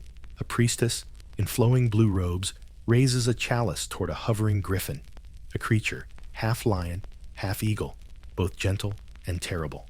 The scene feels like an act of negotiation between creation and destruction, as if the island itself were whispering, "Let us remain in the gods' favor a little longer." And for a time it worked. Crete bathed in color, and sunlight thrived as the envy of the known world. A culture that had survived ashquake and sea somehow found its equilibrium again. To walk through the courtyards of Knossos in this age would have been to glimpse a vision of what civilization could be: graceful, intelligent, and profoundly humane. But golden ages never last. Beneath the painted floors, the earth still stirred. Across the sea, the rising Mycenaeans watched and waited. The Minoans had built paradise, but even paradise casts a long shadow. The palace walls may tell of gods and kings, but the real miracle of Crete is found in the small, ordinary lives that made it all possible. Step outside the grand courts of Knossos for a moment, and the island reveals itself not as myth, but as home, a humming, sunlit world alive with labor, laughter, and rhythm. Morning begins early. The first light seeps over the mountains, touching the fields, where farmers bend low among rows of barley and olives. Bronze sickles glint in the dew. The air smells faintly of earth and time. Somewhere nearby, a shepherd calls out to his goats, their bells chiming as they wander up the hillsides.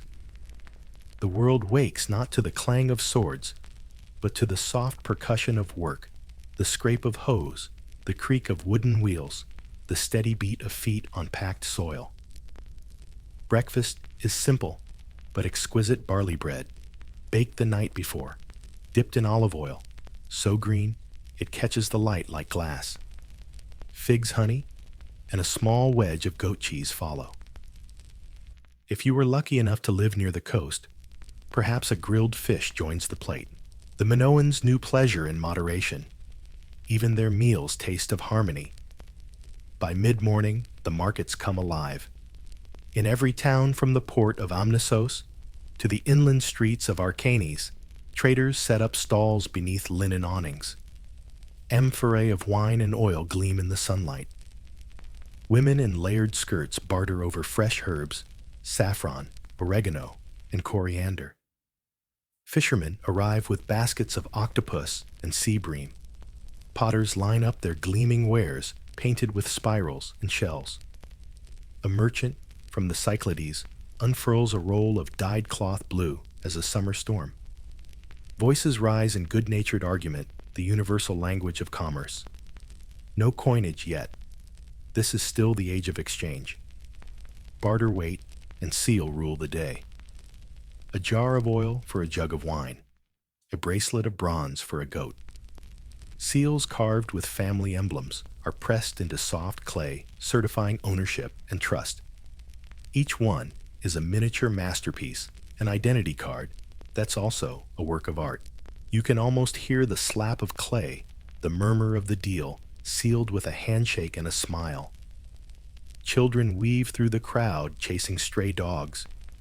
Musicians play the double flute in shaded corners. Somewhere, a storyteller unrolls a painted scroll and recites a tale of gods who walk among men, while his audience laughs and tosses him bread. The atmosphere is communal festive. To live on Crete is to live in constant conversation with neighbors, with nature, with the gods who might be watching from the hills. In the workshops, the artisans begin their day. Bronze workers pump their bellows until furnaces glow orange. Molten metal spills into molds shaped for chisels and daggers. The clang of hammer on bronze mixes with the whoosh of kilns from the potter's quarter. The air smells of clay and smoke sweat and cedar. Painters grind pigments from minerals, ochre, malachite, lapis lazuli. Theirs is a quiet devotion art, not for fame, but for continuity. Up in the palace, the scribes take their posts. They work in small, sunlit rooms, writing on damp clay tablets with reed styluses. The script, linear A, is still mysterious to us, but to them, it's the language of the living world. Grain tallies, oil rations, shipping lists, festival offerings, each mark a heartbeat of the island's bureaucracy. When they're done, the tablets are stacked in baskets sealed and stored in archives where the dry air will preserve them for centuries. The sailors prepare their ships in the harbors, those long wooden arrows built for trade more than war. They test the rigging patch sails and load amphorae into holds, careful to balance the weight so the vessel rides true. They know the winds as intimately as farmers know the soil. When the season is right, they'll set out for Egypt, or the Levant steering by stars, an instinct carrying with them not just goods, but the spirit of Crete itself, order, confidence, grace. Meanwhile, in the courtyards and homes, women oversee the rhythm of daily life. They bake bread in clay ovens, spin flax into linen dye cloth, with the rich purple from murex shells. Frescoes show them with elegant posture hair, coiled in elaborate curls, jewelry shining at their throats. Their presence is not hidden, it's celebrated. On Crete, women lead dances, preside over ceremonies, and appear in art as equals. In a world where most civilizations bowed to kings, the Minoans seem to have bowed to balance. At midday, the heat drives everyone indoors. In shaded rooms, cooled by stone floors and open windows, families rest. A pitcher of water sits on a ledge, droplets glistening. The quiet hum of cicadas fills the air. Even the palaces pause, the scribes put down their styluses, and the workshops fall silent except for the crackle of dying fires. The Minoans understood the art of rhythm, when to move, when to pause, when to let the world breathe. As the sun tilts westward, the island stirs again. Courtyards fill with laughter. Dancers rehearse for evening rituals, their steps light and precise. Music drifts through the streets, flutes, drums, lyres, and the soft clapping of hands. Life in Crete isn't compartmentalized. Work, worship, and play all blend together. Even an ordinary evening might end in a festival, because for the Minoans, joy was an act of devotion. At sunset, the harbor glows red. Fishermen mend nets by the water, their children throwing stones that skip across the calm surface. The smell of roasting meat mixes with the salt air. Up in the hills, the last rays of light strike the horns of stone altars, turning them gold. And somewhere in the distance, the sea murmurs like a promise, steady, eternal, familiar. If you could step into that moment, you would not see a civilization obsessed with conquest or control.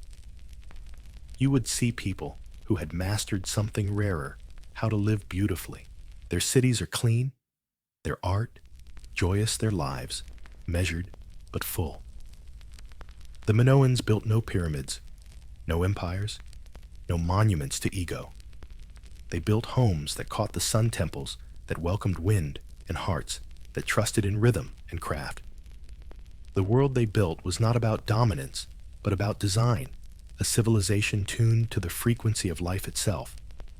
And though the centuries will grind it all into ruins, one can almost sense that if you lean close to the stones of Knossos today, you might still hear it. The laughter, the hammering, the whisper of waves. The pulse of a world that for a fleeting age got it right. Every civilization leaves its mark in stone, but the Minoans preferred color. Their walls were their canvases, and their painters the unsung chroniclers of an age that believed joy could be architecture. If the palace of Knossos was the brain of Minoan civilization, then its fresco painters were the soul-transforming plaster into poetry, pigment into prayer. We imagine ancient art as solemn gods, frozen in profile kings glaring from their thrones. But step into the world of Minoan frescoes, and you'll be struck by something radically different movement. Dolphins leap in midair, lilies sway as if touched by wind, women twist in flowing skirts, their dark curls bouncing with life. You can almost feel the rhythm of breath behind the brush. The Minoans weren't painting to immortalize, they were painting to celebrate. The process itself was part magic, part chemistry. First, craftsmen plastered walls with a mixture of lime and sand, smoothed to a glossy finish. Before the plaster dried, painters worked directly onto the wet surface fresco, as secco would come later. This was fresco, vivente, living fresco. Pigments seeped into the plaster itself, bonding forever. There was no room for hesitation. A mistake couldn't be erased. It became part of the wall, or the wall became part of the lesson. Their pigments came from the island's own palette: red from iron oxide, yellow from ochre, black from carbon soot, white from crushed limestone. But the blues, the glorious, impossible blues, came from imported minerals like Egyptian azurite, carried across the sea like bottled sky. Mix those colors with lime and water, add sunlight and human patience, and you get art that still glows after 3,500 years. It's the color of freedom, that blue. Walk into the Queen's Megaron at Knossos and look up dolphins glide across the walls in fluid arcs surrounded by fish and coral. They're so natural, so confident you'd swear the artist had painted them from life, though it's unlikely any Cretan painter ever swam deep enough to see one. Renaissance masters centuries later would struggle to depict marine life with half this vitality. The Minoans were painting dolphins with more accuracy than artists who had seen one. It's as if observation wasn't required. Empathy was enough. The people in these frescoes move with the same grace. Women in flounced skirts carry vases or lead processions, their waists impossibly narrow, their poise immaculate. Men leap bulls or pour wine, their bodies slender and athletic, their faces expressive. No one stands stiffly. The lines curve, the gestures breathe. Even the animals' monkeys, birds' cats, move as though caught mid-action. There's humor here, too. A cat crouched to pounce a monkey, handing flowers to a goddess. The Minoans understood something profound about life, that reverence and laughter are not opposites. Unlike Egyptian or Mesopotamian art, where the human figure is bound by rank and formula, Minoan artists treated everyone with affection. There are no pharaohs towering above servants, no slaves bowed in chains. Their frescoes show a society without obvious hierarchy, where beauty belongs to everyone. The people look proud, yes, but not proud over others. It's a collective pride, the kind that comes from knowing you live in a civilization at ease with itself. Archaeologists have identified several schools of painters across Crete, each with its own style. At Knossos, the artists favored naturalism and bold curves. At Akrotiri, on Thera, they painted with delicate precision, filling every inch of wall space with life swallows darting among lilies, women gathering saffron ships gliding through harbors. Some scholars even suggest that these painters traveled moving between palaces and islands, like creative guilds, spreading a shared visual language across the Aegean. There's also something shockingly modern about their sense of composition. They understood perspective, not mathematically, but emotionally. They layered their scenes, guiding your eye from foreground to horizon. They knew the trick of rhythm, of repeating forms to create motion.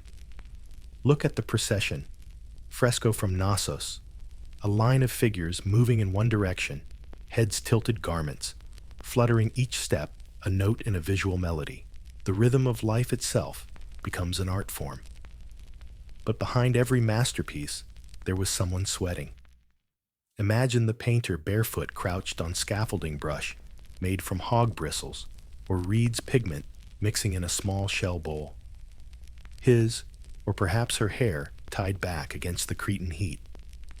There are no signatures, no recorded names, yet these anonymous artists achieved something few cultures have managed. They captured joy.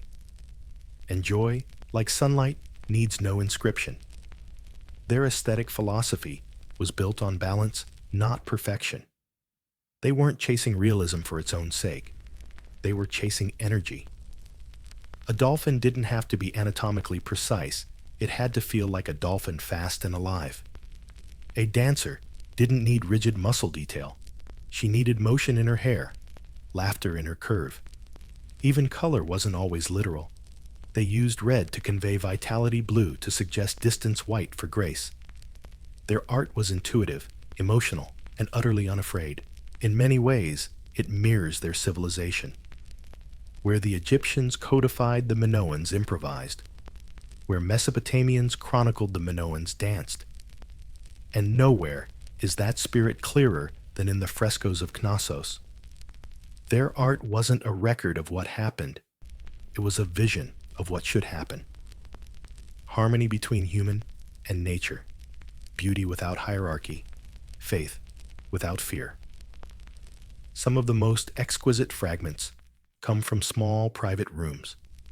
A tiny chamber might have walls alive with flying fish, or papyrus reeds swaying in an imaginary breeze. Imagine living inside a painting where every glance upward reminds you that life is art, and art is life. Even corridors and staircases were painted, the mundane transformed into the divine. What's remarkable is how little the Minoans seem to fear decay. Their pigments fade, their plaster cracks, and still the energy remains. You can see the flick of the brush, the confidence of the line. The artists didn't paint for eternity. They painted for the moment, and by doing so, accidentally achieved eternity anyway. Every civilization leaves behind its voice. Egypt had its hieroglyphs, Mesopotamia, its cuneiform. Crete too spoke in writing, only no one alive can read what it said. The Minoans, those cheerful artists and meticulous administrators, built their entire world on order and record-keeping, and yet their words remain locked away, etched into clay tablets, like secrets buried beneath time. It began as so many things in Crete did with commerce.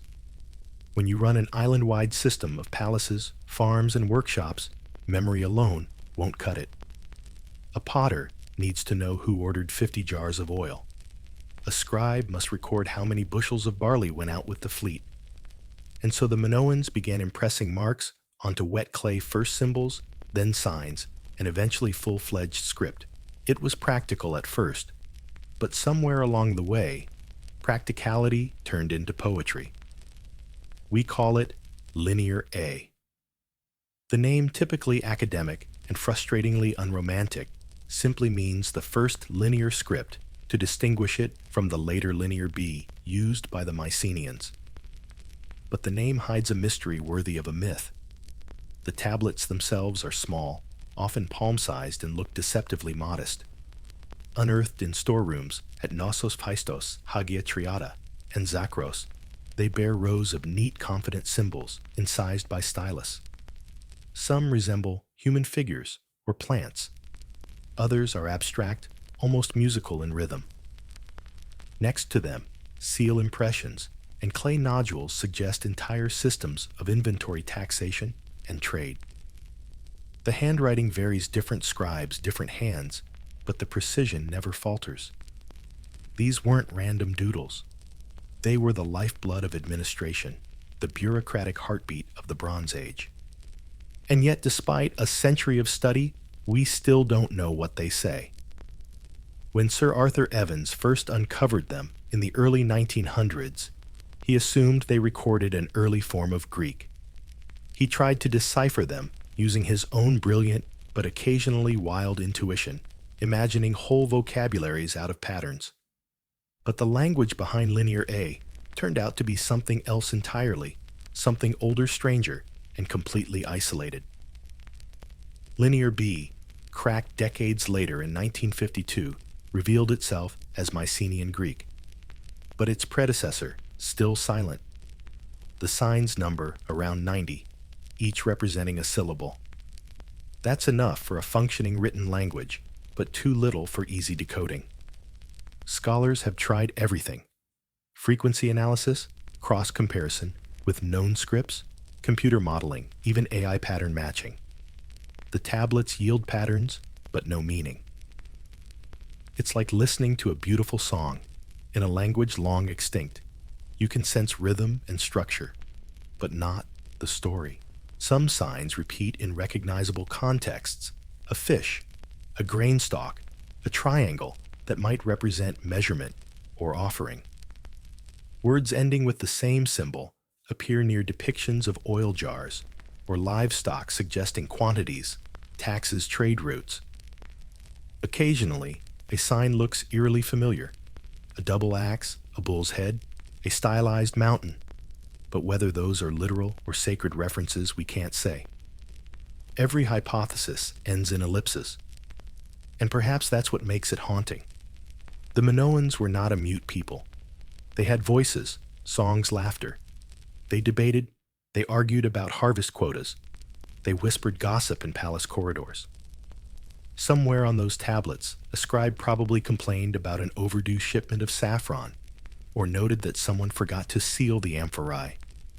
Somewhere, another scribe, meticulous and proud, signed off his tablet with a flourish that meant done. And then the fires came. When the palaces burned, the heat that destroyed them also preserved their words. Clay tablets hardened in the flames like accidental pottery, turning what was once temporary paperwork into immortal artifact. A strange irony: bureaucracy became scripture by way of catastrophe. To hold one in a museum today is to hold a fragment of an untranslatable world. You can see the scribe's fingerprints pressed into the edge, the faint groove of his stylus strokes. You can tell where the clay dried unevenly, where a corner chipped during storage 3,000 years ago. It's the closest thing we have to shaking hands with a Minoan, and it's silent. That silence has driven generations of scholars half mad. Linguists build theoretical dictionaries, assigning meanings to symbols with heroic optimism. Cryptographers map sign frequencies and dream of Rosetta Stones that never come. Every few years, a headline appears, "Linear A deciphered," and then quietly disappears under peer review. The truth is, until we find a bilingual inscription, A Minoan hello world, the language will remain an echo. But there's beauty in that mystery. The tablets remind us that even the most advanced civilization can vanish mid-sentence. The Minoans wrote endlessly about trade law ritual and life, yet none of it can speak to us now. The clay holds their bureaucracy. Time has stolen their humanity. And still, the symbols look purposeful proud, like the stubborn handwriting of ghosts who refuse to fade. Perhaps somewhere among those signs, there's a hymn to the snake goddess, a recipe for ceremonial perfume, or the earliest recorded joke about bull-leaping mishaps. We can only imagine.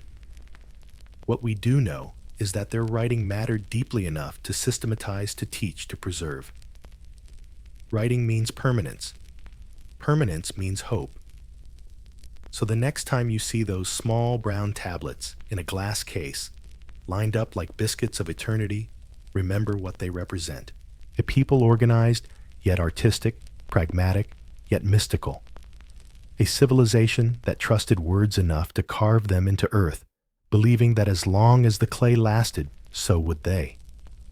In most of the ancient world, women appear at the margins of history, mothers consorts, unnamed figures carved beneath kings' feet. But in Crete, something different gleams through the dust. Here in fresco and sculpture, women stand at the center. They are not symbols of submission. They are embodiments of power, painted in color, dressed in light, commanding both ceremony and reverence. The Minoans built palaces, but it was women who gave them meaning. Walk through the corridors of Knossos, and they are everywhere. Women in flounced skirts and fitted bodices, bare-breasted, and poised raising cups in ritual offering. Women with snakes coiling in their hands. Women seated on thrones, flanked by griffins, their faces serene, their posture unyielding. It's easy to mistake them for goddesses, and maybe that's the point. The line between mortal and divine was intentionally blurred. In one fresco, a woman leads a procession of men carrying gifts. She walks at the front, calm and composed, her gaze fixed forward. In another, she stands on a raised platform as others bring offerings to her, perhaps a priestess, perhaps a queen. Archaeologists have debated endlessly, were these scenes of religion or rulership? But to the Minoans, the two were inseparable. Power and sanctity flowed through the same veins. At the heart of Minoan belief was the great goddess, a mother, a guardian, a force of creation entwined with the land itself. She appeared in many forms, the mistress of animals, the lady of the snakes, the mountain mother. Always feminine, always commanding. Her image adorned jewelry seals and household shrines. To serve her was to hold authority over life and death, a sacred stewardship that transcended gendered hierarchy. And so, the women of Crete mirrored their goddess. The priestesses, adorned in embroidered linen and gold diadems, presided over festivals that united the island. They poured libations to the earth, led dances in palace courtyards, and blessed the ships before they sailed. Their gestures, arms raised, palms open to the sky, appear in art again and again, the universal Minoan sign of worship. But it's also the posture of command. They are not kneeling. They are conducting. Even daily life reflected this parody. Frescoes show women and men side by side, both elegant, both active. There are no harems, no scenes of conquest or submission. In fact, in the grand frescoes of Knossos and Akrotiri, women often outnumber men. They dominate the sacred spaces, while men appear as attendants, musicians, or athletes. In the hierarchy of image, the truest mirror of value, they stand above. This was not a society of secluded queens locked in chambers. The priestess was a public figure, the face of divine order. She was present at the bull-leaping games, the harvest feasts, the rituals of rebirth that defined the Minoan year. When offerings were made It was her hand that poured the wine, her voice that invoked the goddess. Even fashion became a declaration of confidence. The famous Minoan dress, tight at the waist, layered at the skirt, open at the chest, was not designed for modesty, but for majesty. It emphasized form, grace, and strength. These were garments of power, not seduction. The jewelry-heavy gold necklaces, serpent bracelets, and pendants shaped like bees and lilies carried symbolic weight, linking the wearer to fertility, wisdom, and divine renewal. And the snake goddess, perhaps the most iconic of all Minoan artifacts, tells this story in miniature. Her wide eyes meet yours without hesitation. Her arms rise and control serpents curling like living energy. She doesn't plead for worship. She commands it. She is priestess and deity-fused woman and symbol indivisible. That statue, no taller than your forearm, radiates more authority than many thrones of later empires. Contrast this with what came after. The Mycenaeans would inherit Crete's wealth, but not its worldview. Their art shows armored kings, warriors, and chariots, the dawn of the patriarchal order that would dominate the Greek world. Later, the classical myths would rewrite the past in their own image. Minoan goddesses became submissive consorts. Priestesses became monsters or maidens needing rescue. Ariadne, once perhaps a real priestess of Knossos, was recast as the abandoned lover of Theseus, a cautionary tale instead of a sovereign one. It's almost tragic, this silencing of the feminine divine. The Minoans had achieved something rare, an equilibrium between the sexes, a partnership that reflected the duality of nature itself. Men plowed and traded, women blessed and governed. Together, they sustained the rhythm of the island. It wasn't equality by our modern definition. It was something older, more organic, born of reverence rather than rebellion. The physical spaces tell the same story. The so-called throne room at Knossos, for instance, may not have been a king's chamber at all. The chair is small-shaped to fit a woman's form.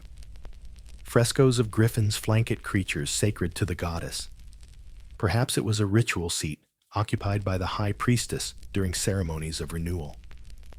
If that's true, then the most famous royal throne in Europe belonged not to a man, but to a woman embodying divinity itself.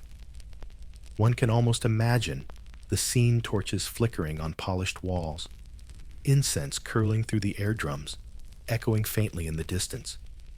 The high priestess draped in gold and indigo steps forward to bless the harvest. The crowd falls silent. In her voice, they hear the goddess speaking. In her gesture, the island's destiny. This is not theater. It is government faith and art performed as one. Later societies would call such power unnatural. But on Crete, it was simply reality. The Minoans didn't need to invent equality. They lived it. They saw in women the same elemental balance they saw in the sea, the power to nurture, the power to destroy, and the wisdom to know when each was needed. When the Mycenaeans finally came, they brought new gods, loud masculine armed. The gentle grace of Minoan art gave way to the severity of Greek temples. The goddess was dethroned, her priestesses forgotten. But the memory lingers in the faint curves of frescoed women, still dancing on the walls of Knossos, in the serpents, frozen in terracotta, in the eyes of statues that seem to know more than they can tell. In a world long before feminism or philosophy, the Minoans quietly practiced both. They built a civilization where creation itself wore a woman's face, and where the divine was not feared but followed. If the gods of Crete could be pleased, it wasn't with blood, it was with sweetness. The Minoans worshipped not by conquering, but by feasting.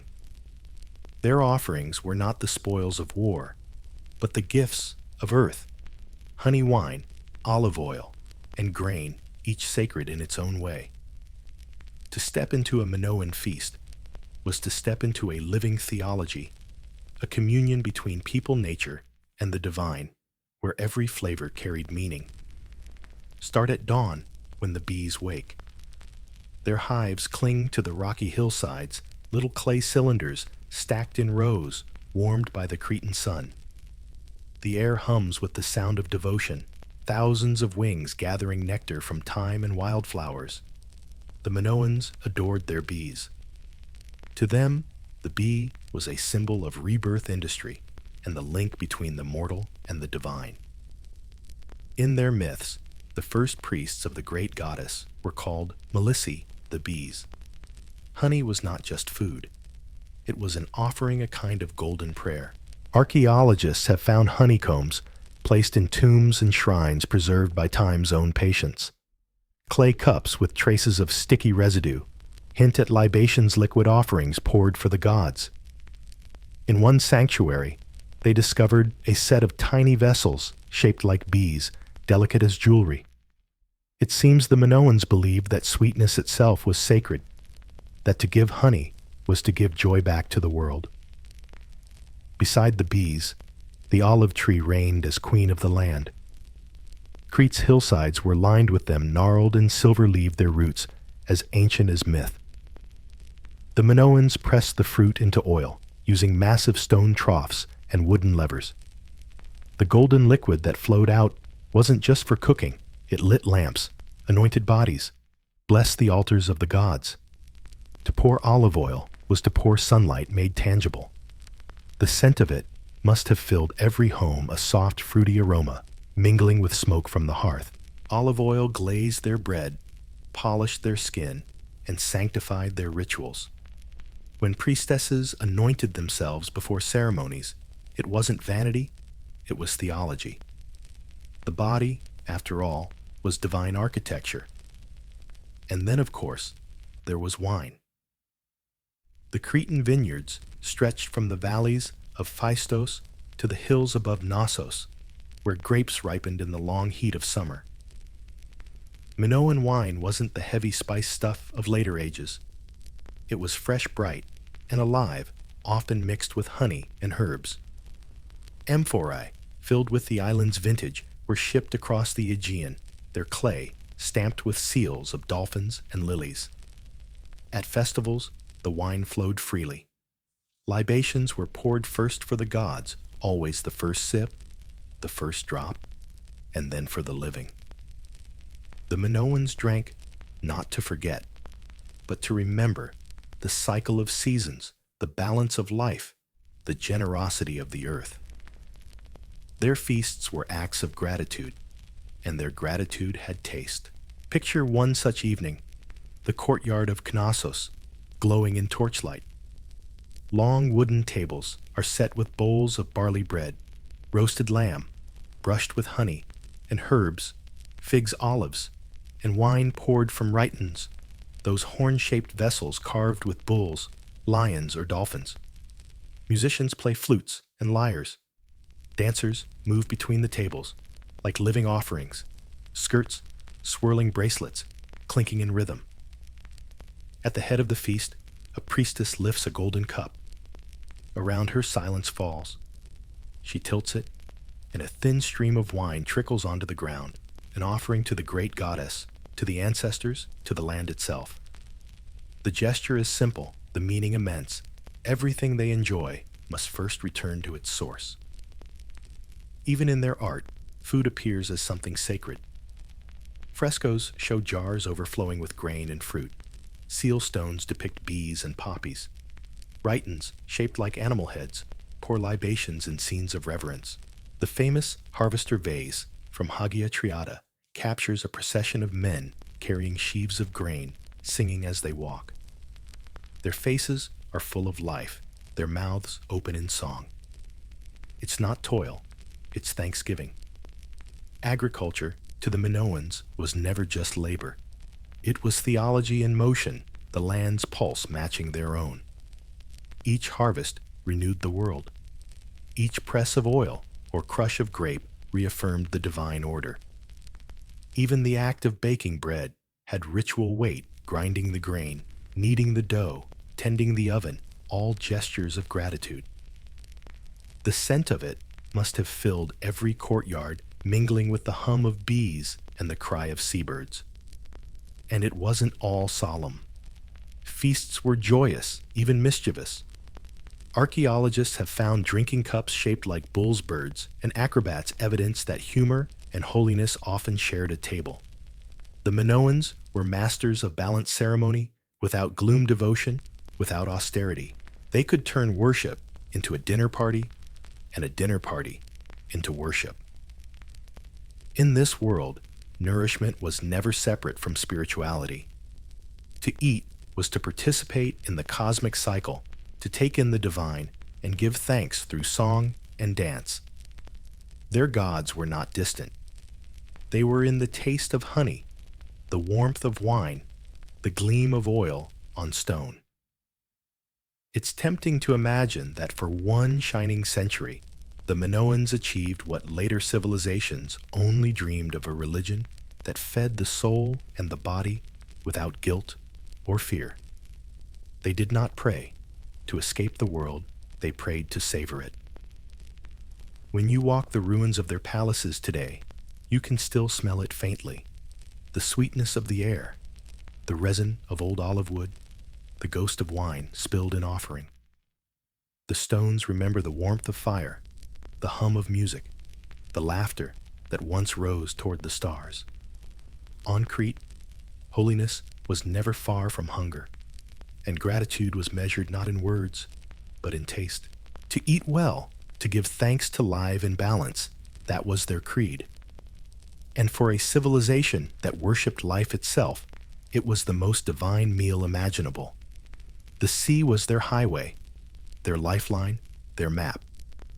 To the Minoans, the horizon wasn't a limit, it was an invitation. By the height of their power, Crete had become the quiet engine of the Bronze Age economy, a crossroads where three continents shook hands. The island's merchants and sailors wove a glittering web of exchange that stretched from the amber coasts of the Baltic to the gold-laden halls of Egypt, from the vineyards of Greece to the palaces of Mesopotamia. At dawn, the harbors hum. Ships of cypress and pine rock gently in the surf, their sails dyed red and brown. Dock workers roll amphorae down wooden planks, while overseers tally goods on clay tablets still damp from the scribe's hand. Oil, wine, wool, saffron, bronze tools, all packed, sealed, and stamped with the proud swirl of a Minoan signet. The ships are long and lean, their hulls low and graceful, built for both speed and stability. Each one is a floating marketplace, carrying the soul of Crete to the world. Sailors move among the rigging barefoot and confident. They know the Aegean like their own veins, the islands, the shoals, the seasonal winds. They talk of far-off harbors, the way modern travelers talk of cities: Byblos for cedar, Cyprus for copper, Egypt for gold and grain. They speak of winds that shift without warning, of pirates lurking near the Dodecanese of storms that can turn calm seas into gray walls of death. And yet they go, because each voyage holds the promise of fortune and the deeper pull of purpose. Crete's ships are not war fleets, but they project power nonetheless. Each arrival is an event. When a Minoan vessel glides into a foreign harbor, its painted prow gleaming with stylized eyes, locals gather to stare. Out step traders, wearing fine linen, their necks adorned with beads of faience and gold. They bring with them not just goods, but prestige, the aura of a people who have mastered the art of exchange. In Egypt, their ships dock at the delta ports, unloading olive oil, wine, and ceramics so polished that sunlight seems to linger on them. Egyptian scribes record gifts from Keftiu, that mysterious island in the Western Sea. Pharaohs accept Minoan cups carved from crystal and gold, intricate beyond belief. In return, the traders receive ivory papyrus and scarabs luxuries that will end up in Cretan storerooms and shrines. To the east, in the bustling ports of Canaan and Ugarit Minoan, sailors trade textiles dyed in rare purple prized across the Levant. They bargain for tin, that elusive metal from Anatolia, without which bronze cannot exist. Every exchange is a negotiation of survival. Without tin, their tools and weapons would revert to stone. Somewhere in the crowd, a merchant fingers a string of amber beads from the far North Baltic gold, traded hand to hand through a chain of middlemen. Even there, at the edge of the world, the Minoan touch is felt. And from the north, goods flow, back in turn. The Cycladic islands send obsidian and marble. The Mycenaeans send livestock and grain. Trade routes twist across the sea like veins of light, converging again at the harbors of Crete. Knossos is the heart pumping wealth outward and drawing it back in. Inside the palaces, the system is astonishingly complex. Scribes record deliveries and exports with meticulous care, marking every amphora, every bundle, every cargo list. Seal stones ensure authenticity. Wax and clay guarantee honesty. The archives hum with the quiet rhythm of organization. It's as if the entire island operates as one great machine, a Bronze Age shipping empire run on trust, timing, and sunlight. But behind the polished walls and painted frescoes are the men and women who make it all work. Imagine a merchant named Akris sailing from Knossos to Byblos. He's no warrior, but he wears a bronze dagger as insurance against bad luck. His crew consists of 10 sailors, 2 veterans of a dozen storms, the rest young and eager. The hold beneath their feet carries jars of oil blocks of beeswax, rolls of cloth, and a few sealed boxes that even Akris hasn't opened. The voyage will take weeks. If the winds are kind, he'll return with copper ingots and cedar wood. If not, well, the sea is littered with the bones of optimism. One night, a storm rolls in. The waves crash like mountains. The crew fights to lower the sail rope snapping in the wind. Akris grips the tiller until his hands bleed, praying to the Lady of the Waves for mercy. And when the morning comes, they find themselves miraculously intact, their cargo safe. They pour a libation of wine overboard in thanks. Somewhere in that small act lies the heart of Minoan seafaring courage, calculation, and faith, all in the same breath. When they return to Crete, the docks erupt in noise. Children run along the quay, shouting. Priests bless the arriving cargo. Accountants unroll fresh clay tablets. The amphorae are unloaded. The seals check the goods distributed to storerooms. The same oil that left 1 month ago returns as copper and gold, ready to fund the next voyage. Trade is more than economy. It's the island's pulse. The Minoans themselves seem aware of their centrality. Their art reflects it. Frescoes depict ships with full sails. Fleets in formation, harbors lined with multicolored buildings. On seal stones, dolphins swim beneath hulls. Octopuses wrap their tentacles around anchors. Even their pottery imitates the sea spirals, like whirlpools, waves curling around the surface of jugs. Every object whispers of connection, of movement, of the ocean as muse. What's remarkable is that they maintained all this without armies or walls. Their defense was their reputation. To attack a Minoan ship was to risk offending the network itself, a network built on trust, reinforced by shared profit. Violence was bad for business, and the Minoans, ever pragmatic, knew that commerce can tame where conquest destroys. Their wealth made possible everything else: the frescoes, the festivals, the refinement of daily life.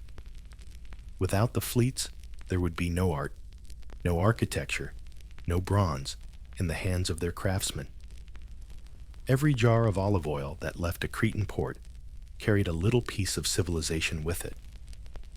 By the late 16th century BC, the island had become the undisputed broker of the Mediterranean.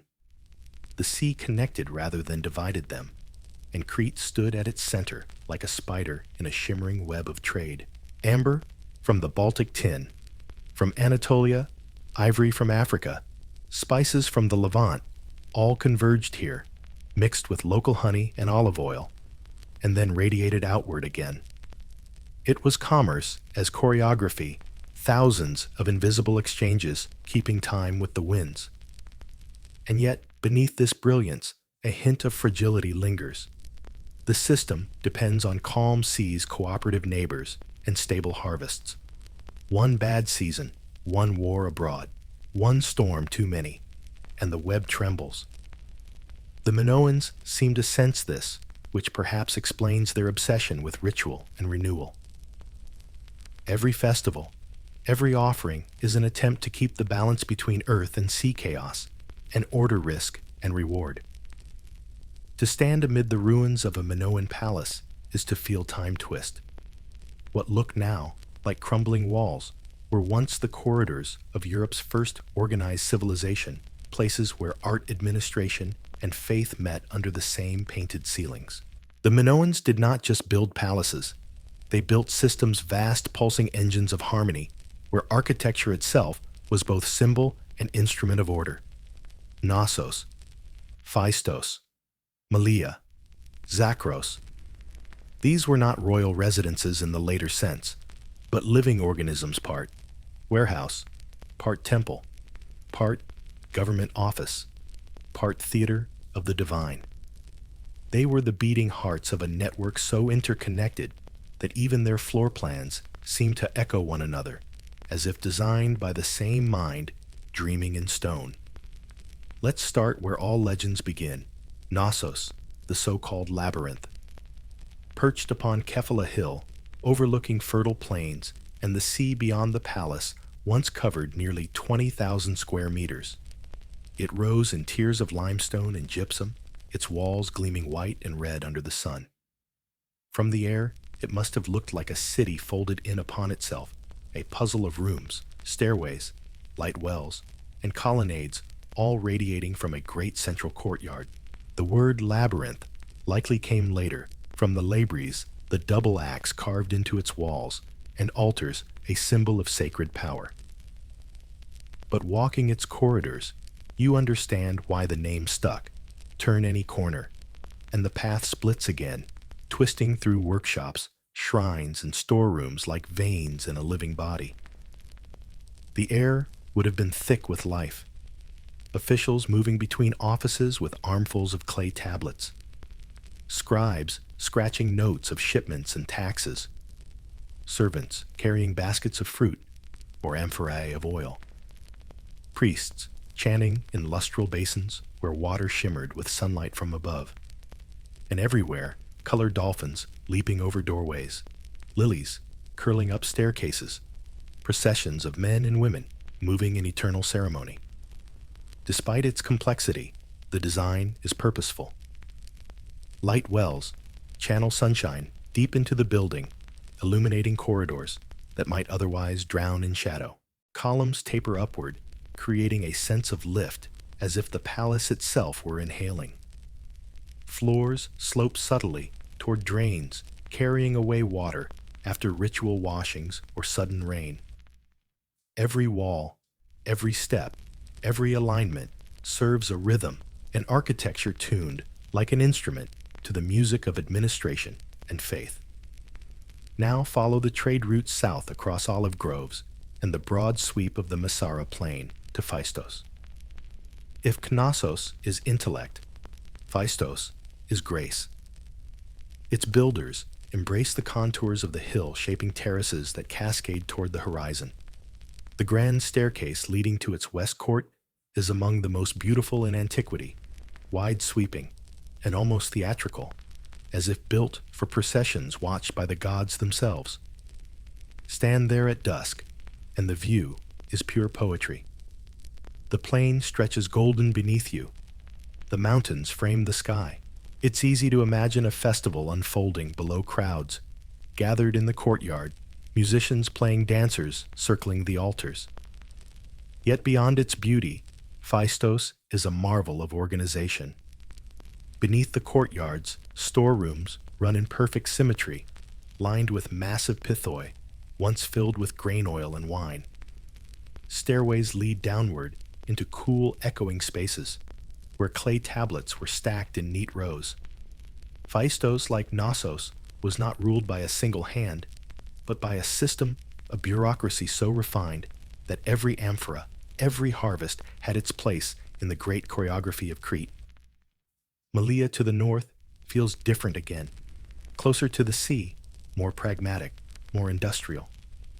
It hums with the energy of production. The palace sprawled over an open coastal plain, a kind of Bronze Age logistics hub. Here craftsmen shaped bronze tools, jewelers carved seal stones, potters fired amphorae destined for far-off ports. Archaeologists have found workshops embedded directly into the palace complex, suggesting that trade and governance were one continuous process.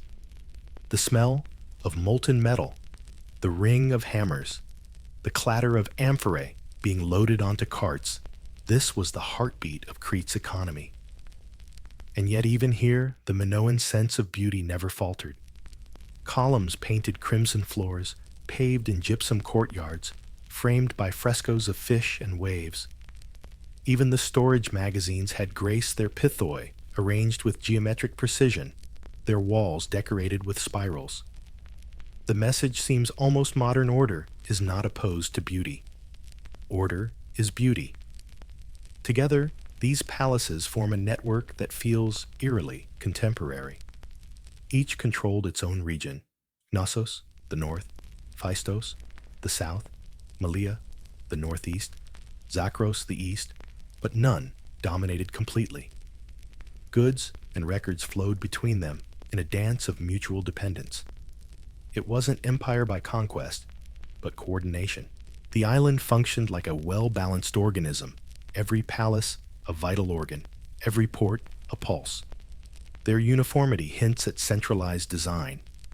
Similar storage methods, identical seal types, standardized accounting symbols. It's as if an invisible hand governed them all. Some historians see in this the presence of a ruling council, or priestly elite perhaps meeting at Knossos to oversee the island's harmony. Others imagine a shared religious code holding everything together, the goddess herself as the unseen administrator, her temples doubling as boardrooms of the divine. Inside the walls, even chaos was curated. Earthquakes were constant threats, but the Minoans built for them wooden beams, flexed stone blocks, interlocked staircases curved to dissipate pressure. When nature roared, the palaces swayed and survived. It was engineering born of respect for instability, a kind of architectural philosophy. Nothing endures without movement. And the sensory experience of these places: walk the corridors in your mind, light bouncing off polished floors, shadows shifting through colonnades, the smell of incense and beeswax, the murmur of officials reciting inventories, the distant splash of water through hidden drains. You feel the efficiency and the elegance intertwining the practical infused with the sacred. Even today, among the ruins, you can sense their perfection. Knossos, still half restored with its red columns. Phaistos, dignified and open to the wind. Malea, sprawling and sun-bleached. They stand not as tombs of kings, but as blueprints for civilization, proof that power need not manifest as tyranny. The Greeks who came after would spin myths about these places. They'd imagine a tyrant named Minos, a monstrous bull-headed child, a labyrinth built to contain him. But perhaps that legend came from memory's distortion of something nobler, a labyrinth not of imprisonment, but of complexity. The Minoans didn't build to confuse. They built to organize, to orchestrate the 1,000 moving parts of a society that ran as smoothly as their ships sailed. For generations, the sea had been kind to Crete. The winds obeyed, the ships returned, the palaces prospered. But across the horizon, on the rocky mainland of Greece, a new kind of people was rising harder, hungrier, forged not in art and harmony, but in war. They were the Mycenaeans, and they had been watching the island of the Minoans for a long time. While Crete danced, the Mycenaeans drilled. In their hilltop citadels, Mycenaeans Pylos, they built walls of stone so massive that later Greeks would call them Cyclopean, believing only giants could have lifted such blocks. They buried their chiefs in beehive tombs filled with gold and weapons. Their art was not dolphins and lilies, but chariots and lions' blades and blood. And as the Minoan fleets carried oil and saffron across the Aegean, Mycenaean warlords watched, calculating. The age of trade was giving way to the age of conquest. It began subtly, an infiltration more than an invasion. The Mycenaeans were astute traders themselves. They learned from the Minoans, copied their scripts, borrowed their gods. Mycenaean merchants sailed alongside Cretans, bartering goods and information. On the surface, nothing changed. But beneath it, the power dynamic was shifting. The mainland, rich in manpower and ambition, looked south to Crete's wealth with envy and opportunity. Then came disaster swift and layered. Around 1450, BC Crete was shaken once again by earthquakes and fires, whether natural or human no one can say. Almost simultaneously, nearly every major Minoan palace outside Knossos burned. Phaistos, Malia, Zakros, all consumed by flame. The synchronization of destruction feels too precise to be coincidence. To some, it was rebellion. To others, invasion. The evidence points north: Mycenaean weapons, mainland pottery, and soon after the arrival of a new language carved into clay. Linear A disappears. Linear B takes its place. The handwriting looks similar, the symbols related, but the language beneath them changes. For the first time, Greek enters the record. The Mycenaeans have arrived not as guests, but as masters. Knossos, miraculously, survives longer than the rest. Its corridors still hum with administration, but the tone has changed. The tablets, once written in the lyrical Minoan tongue, now speak of rations for soldiers, lists of chariot parts, allocations of bronze for weapons. Bureaucracy remains, but its purpose has hardened. The same system that once organized beauty now manages war. The frescoes still shimmer on the walls, dolphins, lilies, women in flounced skirts, but they belong to another world. The new rulers preserve them perhaps out of admiration, perhaps superstition, as if afraid to erase the island's magic entirely. But the spirit has shifted. The grace of the Sea Kings gives way to the discipline of the mainland. Temples are repurposed. Storerooms fill with armor instead of oil. The Minoans, who had ruled through commerce, now serve under conquest. Trade, the lifeblood of the island, begins to choke. The Mycenaeans, obsessed with control, fortify routes, impose taxes, redirect fleets toward their own citadels. The open sea that once connected the world now divides it. Pirates multiply where merchants once sailed. The great web of exchange frays thread by thread. And yet, even in conquest, the Mycenaeans borrow from their victims. They adopt the double axe and the goddess who holds serpents. They take the Minoan script and reforge it for their own tongue. They copy the architecture of the palaces, even the drainage systems, as if trying to inherit legitimacy by imitation. But imitation is not understanding. The Mycenaeans could rebuild walls. They could not rebuild the spirit that made those walls breathe. The transition is quiet but tragic. In the ruins of Malia and Zakros, the floors are blackened by soot. The storerooms collapsed. The pithoi shattered where they stood. The fire was so intense that the clay melted into glass. Excavators find human bones amid the rubble, victims of the burning or of slaughter we can't know. The air of peace that once defined Crete is gone. The island smells of ash and bronze. Still, Knossos persists for another century perhaps as a Mycenaean outpost.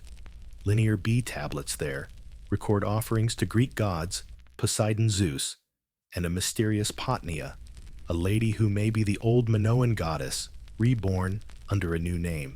It's a haunting echo, the conquerors adopting the conquered's deity, as if unable to fully kill what they replaced. But the unity of the island is gone. The Minoan Sea Empire, if it can be called that, fractures. The trade routes that once stretched like veins across the Mediterranean now flow elsewhere, to Mycenae, to the Levant, to Egypt. Crete, once the center, becomes a spoke.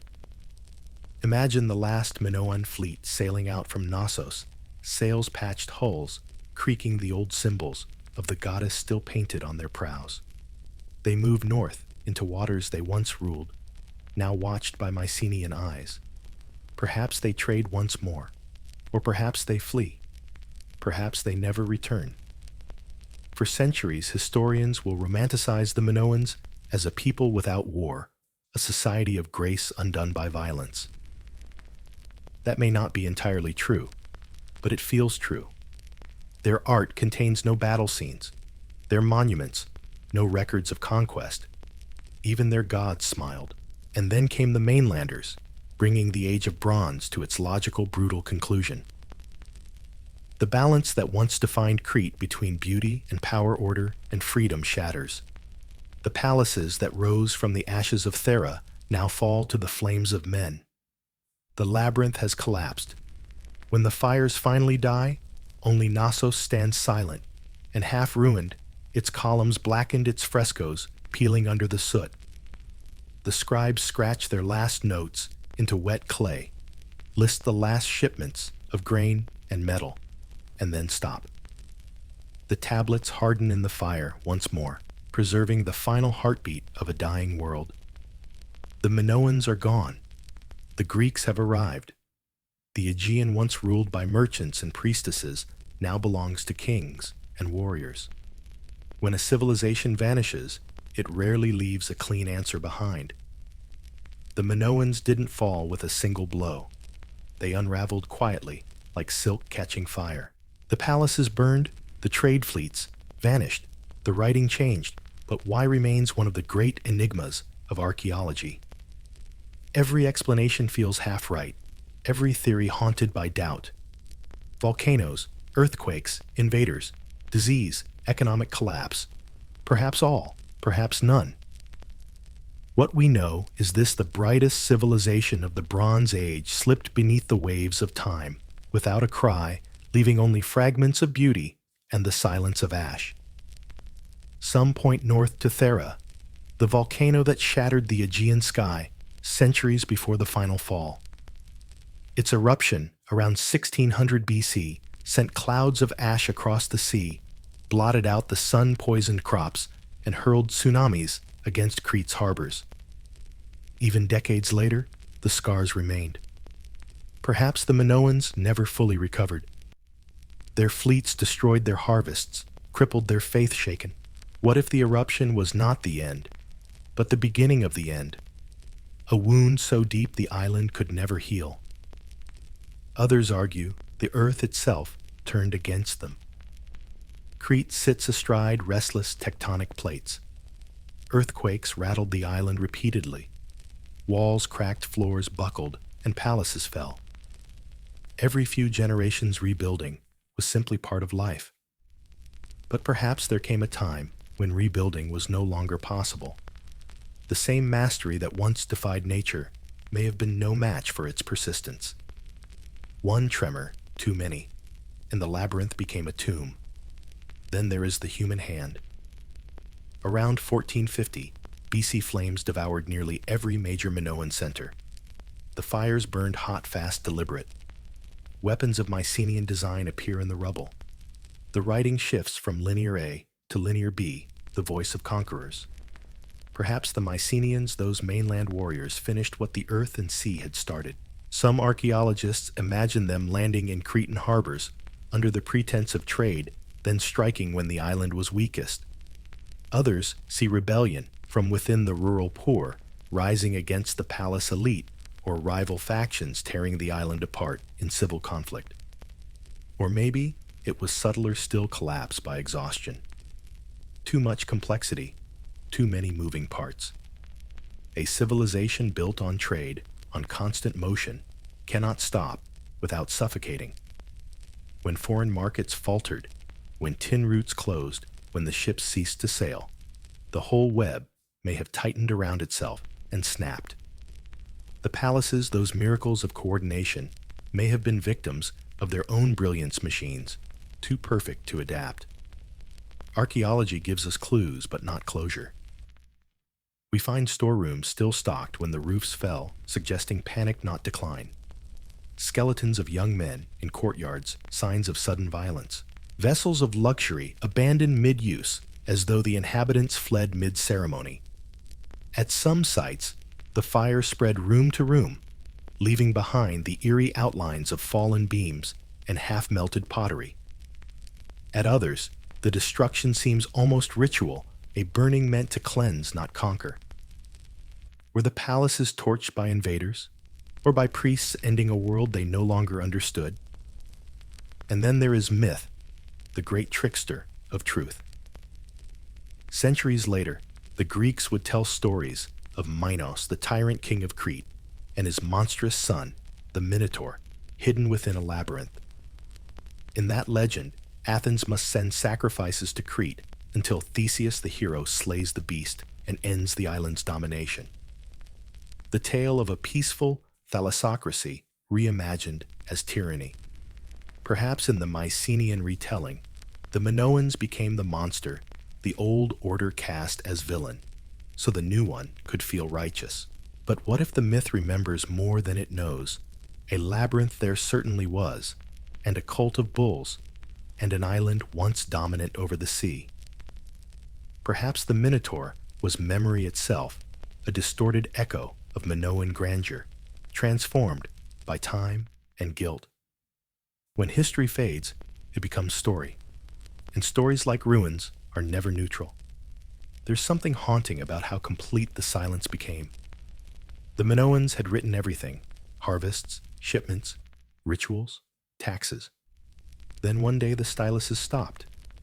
No more tablets, no more frescoes, no rebuilding, only ash, only echoes. The last scribes of Knossos baked their tablets accidentally in the fires that destroyed them, leaving us the final word of their civilization, an archive of tragedy. And yet it's hard to call the Minoans lost. Their fingerprints are everywhere. The Mycenaeans carried their art and architecture onto the mainland. The Greeks inherited their myths. The Romans borrowed their gods. Even the very idea of the labyrinth, the union of beauty and complexity, feels like a metaphor for the Minoan mind. Perhaps that's the truth of their end, not destruction, but transformation. Crete did not die.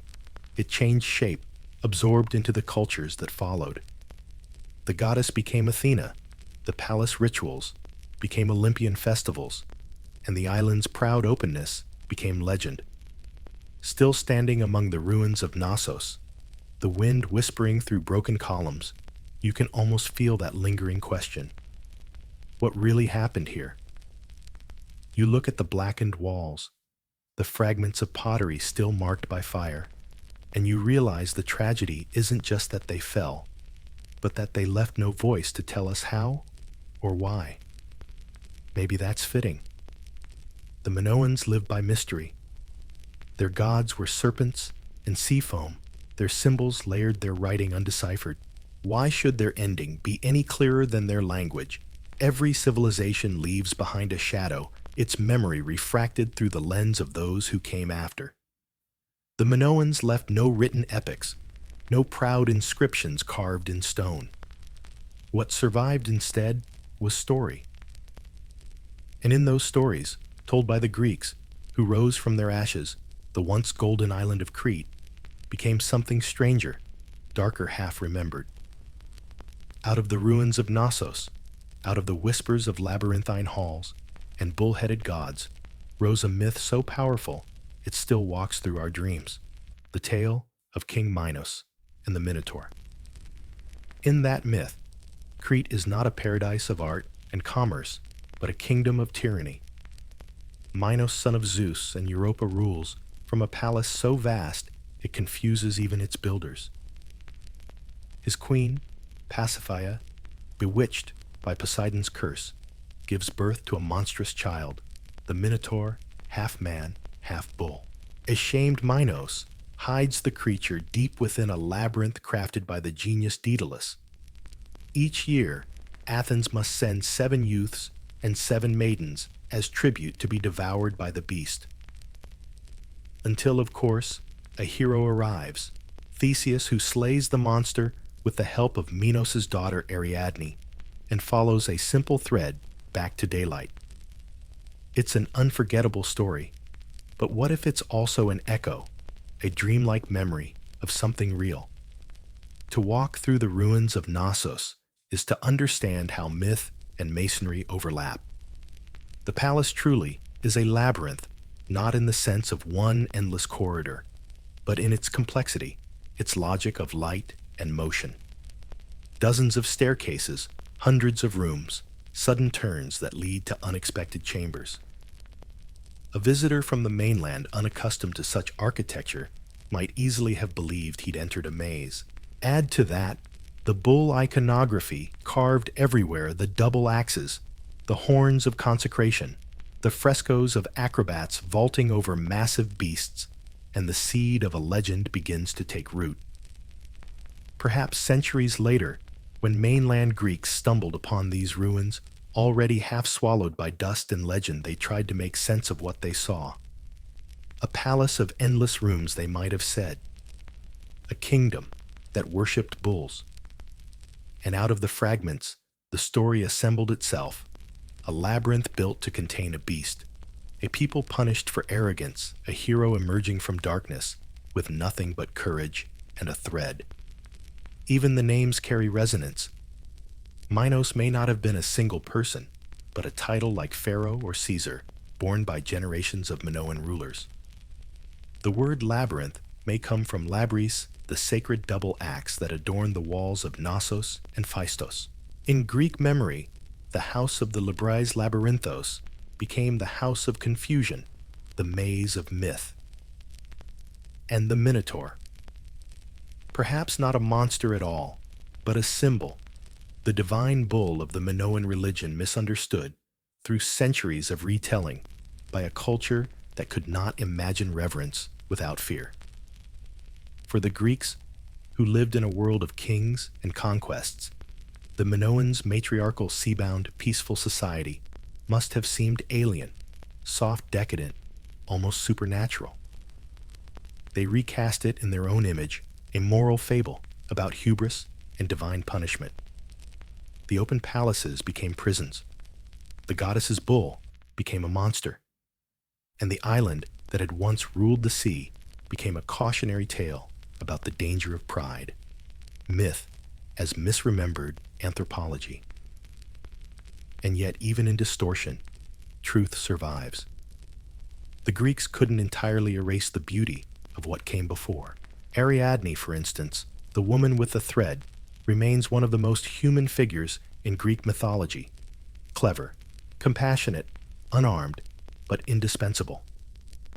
She is not warrior or goddess, but the one who saves by understanding. Some scholars see her as a faded echo of a Minoan priestess, the last memory of the island's female-centered faith translated into story so that she could survive the fall of her civilization. Daedalus, too, carries a trace of the real.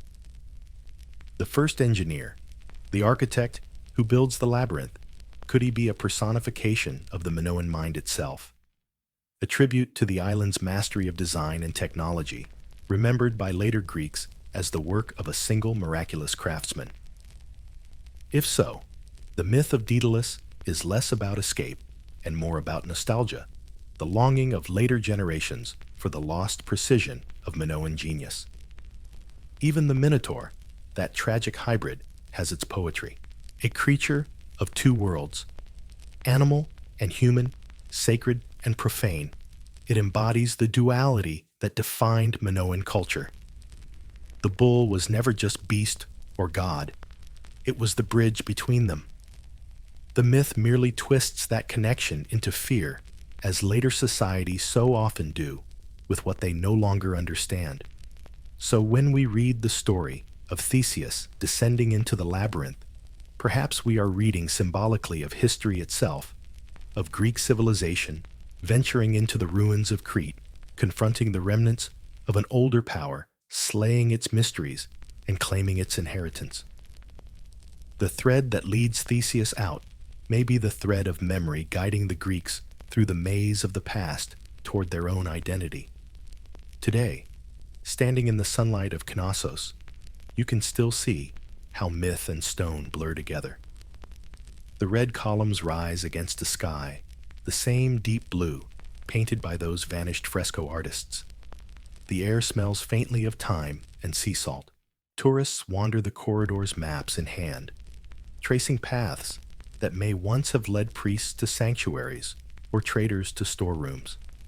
Each corner feels like it could hold a secret, each stairway like it could twist into legend. The labyrinth is no longer a place, it's an idea, a symbol of memory itself, winding half-lit echoing. And at its center waits not a monster, but a mystery, the enigma of a civilization too graceful to vanish entirely, too silent to explain itself. After the fires, after the palaces crumbled, and the scribes fell silent, Crete did not vanish. It simply faded like paint left too long in the sun. The Minoan world slipped beneath the tide of history, absorbed first by the Mycenaeans, then by the Greeks who followed them. But if you listen closely through the noise of conquest and time, you can still hear it, the faint pulse of that vanished civilization, echoing in the fragments they left behind. The Mycenaeans ruled what remained. They turned Knossos into a provincial capital, its grand corridors now echoing with the bark of military orders. The administrative tablets, once full of elegant accounts of oil and saffron, now tally chariots' armor and rations for soldiers. The artistry of the Minoans, fluid, playful, alive, is replaced by the rigid precision of a mainland bureaucracy. The goddess of serpents and mountains gives way to gods of thunder and war. And yet, even under foreign rule, the island refuses to forget itself. The Mycenaeans, conquerors though they were, could not erase the Minoan soul. They borrowed its architecture, its rituals, even its symbols. They kept the double axe, the bull, the sacred horns. They continued the libations, perhaps unsure why they poured them, only knowing it pleased the gods, or the ghosts of gods that lingered in the stones. But after 1200 BC, the Bronze Age itself began to unravel. Across the Mediterranean cities, burned, kingdoms fell, trade collapsed. The Mycenaeans, too, vanished into the same silence that had claimed Crete. The world dimmed into what later ages would call a dark age, and Crete, once the jewel of the sea, sank into obscurity. For centuries, no one built palaces here. The old roads grew over with weeds, the harbors filled with silt. Fishermen and farmers lived among the ruins, repurposing the stones of Knossos and Phaistos to build their own humble homes. Children played atop fallen columns, unaware they were running across the bones of an empire. The once great frescoes, their colors still faintly glowing in torchlight, were left to the bats and the wind. But memory is a stubborn thing. Though the script was lost and the temples forgotten, whispers of the old ways survived.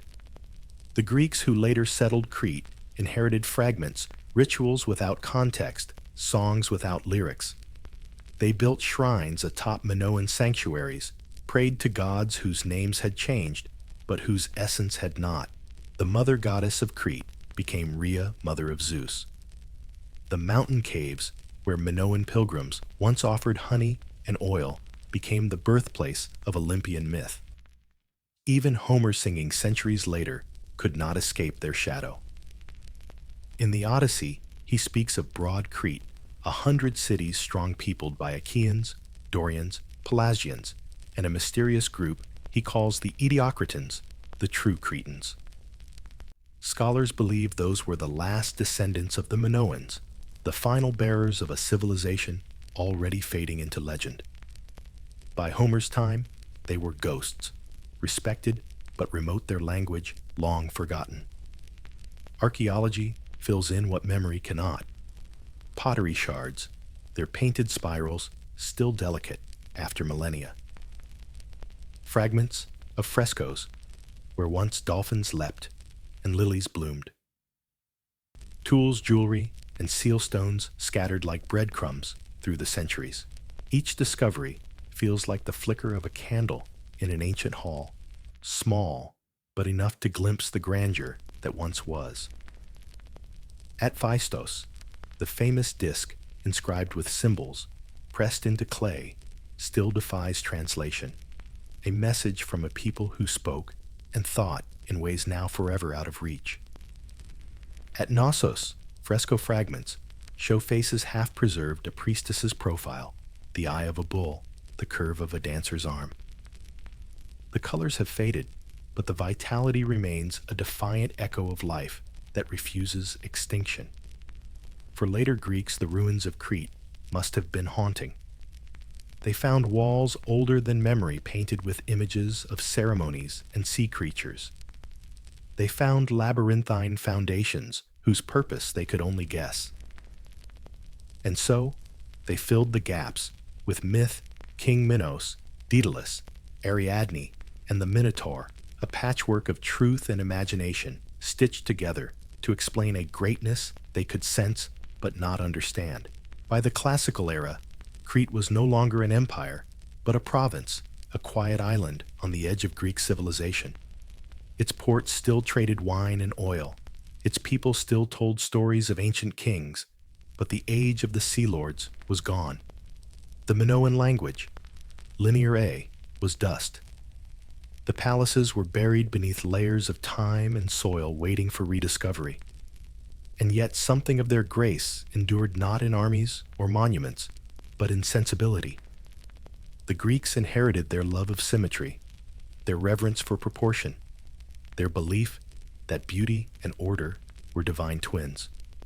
The Minoan balance between art and function, nature and design echoed centuries later in Greek temples. Their marble columns, the logical descendants of Minoan wood and gypsum. Even their mythology, full of gods who laugh, dance, and love as humans do, seems to carry a spark of Crete's humanity. The Minoans were gone, but their fingerprints remained pressed upon the Mediterranean soul. Now, when the sun sets over Knossos, the ruins glow as if alive again. The air hums with cicadas. The hills turn gold. The sea catches fire with light.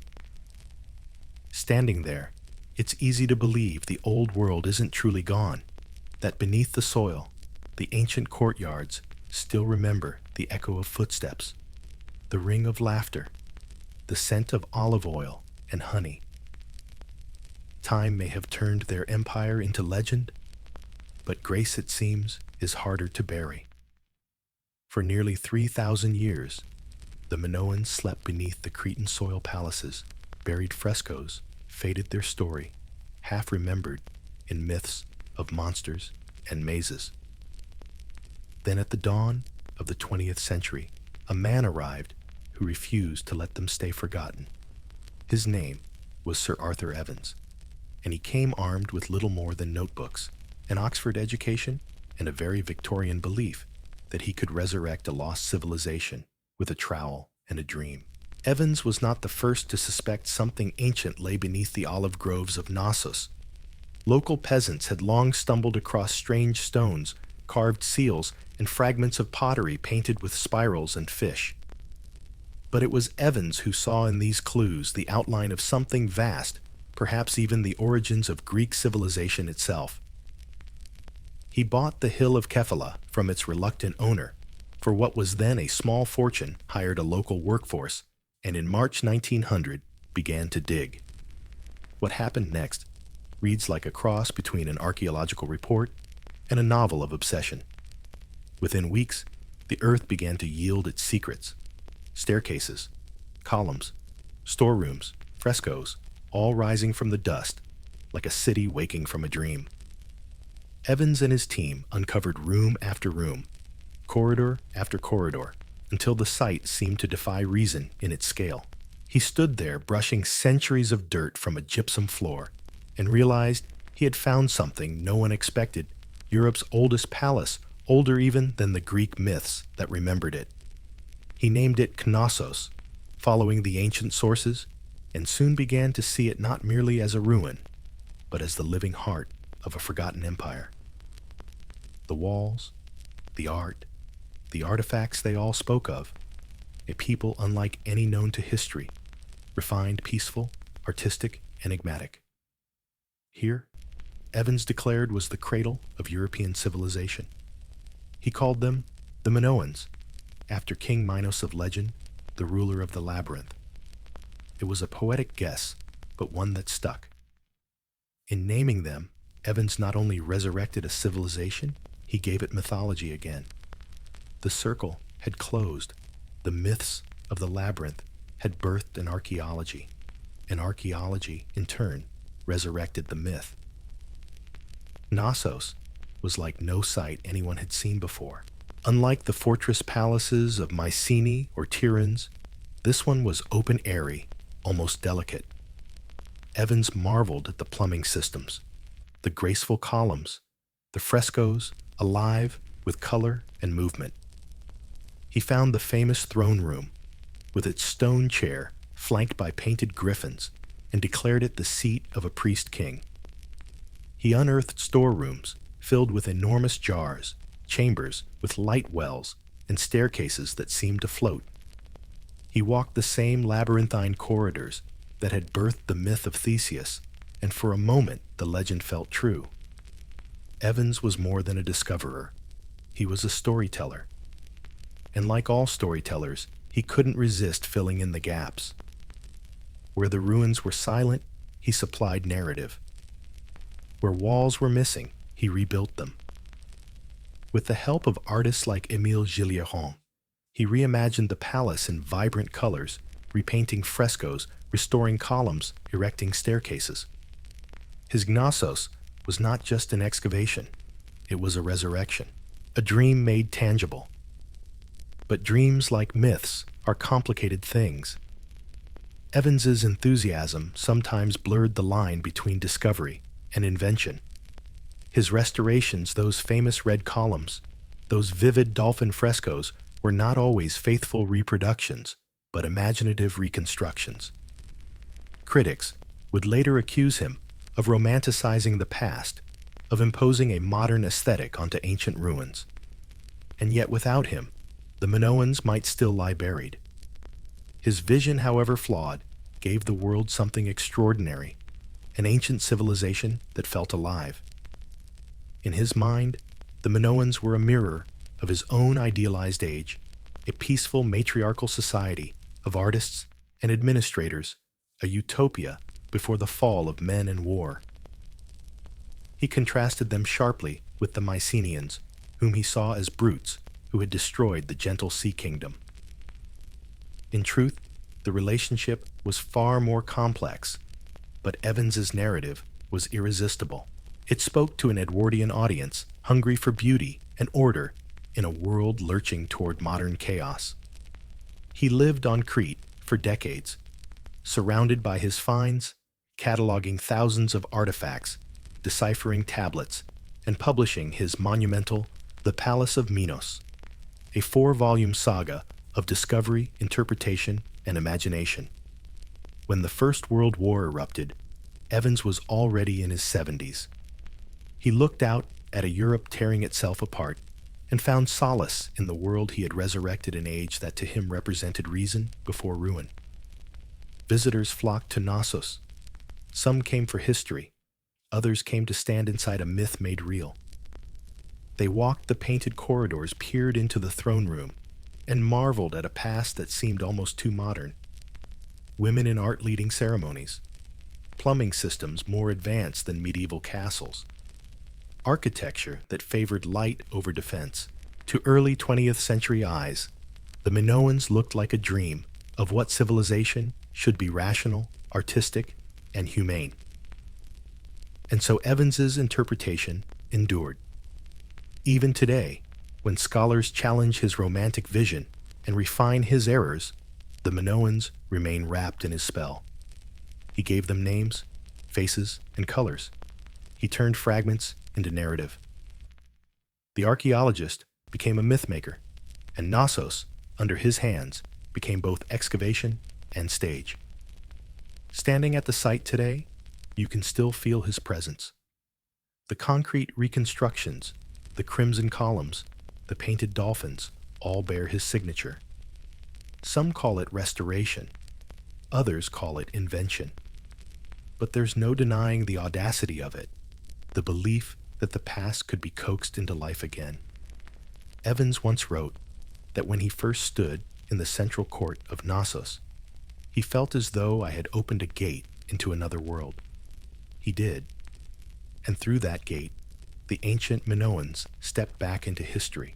100 years later, the debate over Evans's vision continues, but perhaps that's fitting.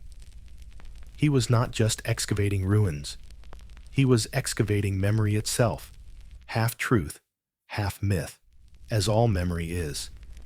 The Minoans, reborn through his imagination, became once again what they had always been, a civilization, balanced between fact and fable, between archaeology and dream. As the Cretan sun sinks over Knossos, the restored palace glows gold and red, its shadows long and forgiving. Tourists walk through Evans's vision, half real, half imagined, and for a fleeting moment, they too step into the labyrinth of time. Time, like archaeology, has a way of rearranging what we think we know. For much of the 20th century, the story of the Minoans came to us through the eyes and imagination of Sir Arthur Evans, a luminous civilization of peace ruled by priestesses, where art replaced war and reason triumphed over cruelty. It was a comforting vision, especially after 2 world wars turned Europe into ruins once more. But modern archaeology, with its sharper tools and colder eye, has begun to chip away at that romantic veneer. And what's emerging from beneath the dust is a picture both more complicated and perhaps more human. First, the myth of peace. Evans believed the Minoans to be a society without fortifications, without armies, without bloodlust, a utopia of administrators and dancers.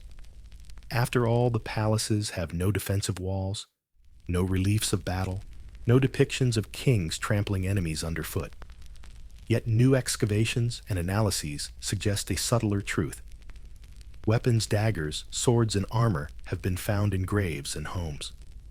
Some are ceremonial, yes, but others bear the wear of use. Stone watchtowers dot the coastline, likely for defense or surveillance. And while the frescoes show no war, they do show power men armed with spears, ships arrayed in formation, symbols of hierarchy and control. The Minoans may not have glorified violence, but they understood it. Their peace was not naive, it was managed. The sea, their highway of trade, also served as a natural fortress. Their diplomacy and fleets made invasion costly. In other words, Crete wasn't a paradise outside history. It was simply better at balancing art and pragmatism than most of its neighbors. Then there's the question of who the Minoans really were. For decades, Evans painted them as a unique people sprung almost miraculously from Cretan soil, a separate race of refined seafarers who taught civilization to the Greeks. Modern science has gently but firmly corrected him. DNA analysis of ancient remains tells a more interconnected story. The Minoans were not an isolated miracle. They were part of a wider Aegean and Anatolian world. Their ancestry traces to early Neolithic farmers who spread through the Mediterranean thousands of years earlier, bringing agriculture craft and belief in the fertility goddess who would one day become the Lady of Snakes. So, rather than springing from nowhere, the Minoans were heirs to older traditions and innovators within them. They absorbed influences from Egypt, Syria, and Anatolia, then reimagined them with Cretan artistry. Theirs was not an island apart, but a hub in a constantly spinning wheel of cultures. If Evans dreamed of purity, the data reveals something richer: hybridity, adaptation, resilience. Even their language is under renewed scrutiny. Linear A remains stubbornly undeciphered, but high-resolution imaging 3D scanning and AI-assisted comparisons have started to reveal new hints. Repeated words, near accounting symbols, recurring phrases on ritual vessels, patterns that may correspond to place names or religious formulas. We still can't read their sentences, but we're beginning to hear their rhythm again. Perhaps within our lifetime, that silence will finally break. Technology has reshaped the way we see their world. Satellite imaging and digital mapping have revealed roads connecting the palaces in patterns too deliberate to be coincidence routes of trade and communication, woven like arteries across the island. Virtual reconstructions now allow us to walk through Knossos as it once stood sunlight, glinting off gypsum floors. Frescoes alive with color, the hum of daily life restored in pixels and sound. The labyrinth breathes again, this time through code. But the more we reconstruct, the more the edges of Evans's dream fray. The throne room, once thought to seat a priest-king, may have been a ceremonial chamber for lustral rites, or even a sacred pool. The famous fresco of the Prince of the Lilies, long believed to depict a youthful ruler, may in fact be a composite assembled by Evans's artists from fragments that never belonged together. In his zeal to make the past coherent, he sometimes gave it the wrong face. None of this diminishes his achievement, it simply humanizes it. Evans was a man of his age, part scientist, part storyteller, creating a narrative as elegant as it was fragile. The modern view, grounded in carbon dating, stratigraphy, and statistical modeling, is less romantic, but no less wondrous. It shows a society both creative and hierarchical, devout, yet bureaucratic, wealthy, yet vulnerable, a civilization, not of gods, but of people. We now know the Minoans may not have been as egalitarian as once believed. Palatial storage systems hint at centralized control. Differential burial goods reveal social stratification. The women of fresco fame likely represented an elite religious class, not universal empowerment. And the matriarchy of Evans's imagination has softened into something more nuanced, a partnership perhaps, but still bound by hierarchy and ritual. Even the image of a purely benevolent religion has been tempered. Excavations have unearthed altars with traces of animal sacrifice and perhaps human remains, grim reminders that their gods, like all ancient gods, demanded awe as well as beauty. Their harmony with nature included its cruelty. Yet for every revision, one truth remains unbroken. The Minoans were extraordinary. Even stripped of utopia, their world dazzles. Their art still flows with life. Their architecture still astonishes with its logic and light. Their influence on Greek religion, myth, and design remains undeniable. They may not have been perfect, but perfection was never the point. History, like excavation, is an act of layering. Each generation uncovers the truths it needs most. Evans found a mirror of peace in an age of empire. We, a century later, find complexity in an age of uncertainty. Both are reflections of the same ruins seen from different light. The story of the Minoans did not end in the ashes of their palaces, nor even in the notebooks of Sir Arthur Evans. It lingers quietly, insistently, in the shape of columns, in the curve of myth, in the very imagination of what civilization means. The Sea Kings may have vanished 3.5 millennia ago, but their ripples still touch the shores of the modern world. Their legacy is everywhere, hidden in plain sight. When you look at a Greek temple, all perfect symmetry and serene geometry, you are seeing a dream, first drafted in Cretan stone. The Minoans were the first Europeans to build with light in mind, open courtyards, columns tapering toward the sky spaces that breathe. Centuries later, the architects of the mainland would borrow that grace translating wood into marble, intuition into mathematics. The spirit of Knossos lives quietly in every Doric column, every sunlit portico that followed. Even the myths that shaped Greek identity pulse with Cretan blood. The story of Zeus himself begins on Crete, born in a mountain cave where Minoan pilgrims once left offerings to the Great Mother. The Titan Rhea, who saved her infant son from his devouring father, is but the Minoan earth goddess reborn in Olympian dress. The labyrinth, the bull, the goddess, the dance, they all survive in new costumes retold for new gods. The Greeks in their wisdom never truly erased the Minoans. They simply translated them into their own language. Art too carries the echo. The fluid naturalism that would later define classical sculpture was first practiced on Minoan walls. The dolphins of Knossos leap with a joy that reappears in Greek vase painting, and much later in the mosaics of Rome. Their love of motion of bodies caught mid-turn, of grace frozen in time. It's all there, the blueprint for Western aesthetics, long before the Parthenon or the Renaissance. Their religion, so sensual, so bound to nature, left subtler marks. The Greeks may have traded goddesses for gods, but they kept the ritual of renewal, the libation, the dance, the sense that divinity lives not in heaven, but in the world itself. Even their festivals, like the Dionysia, with their ecstatic celebration of life and death intertwined, feel like faint survivals of Minoan feasts, where wine music and faith blurred into one. In the background hums that old Cretan conviction that to live beautifully is itself an act of worship.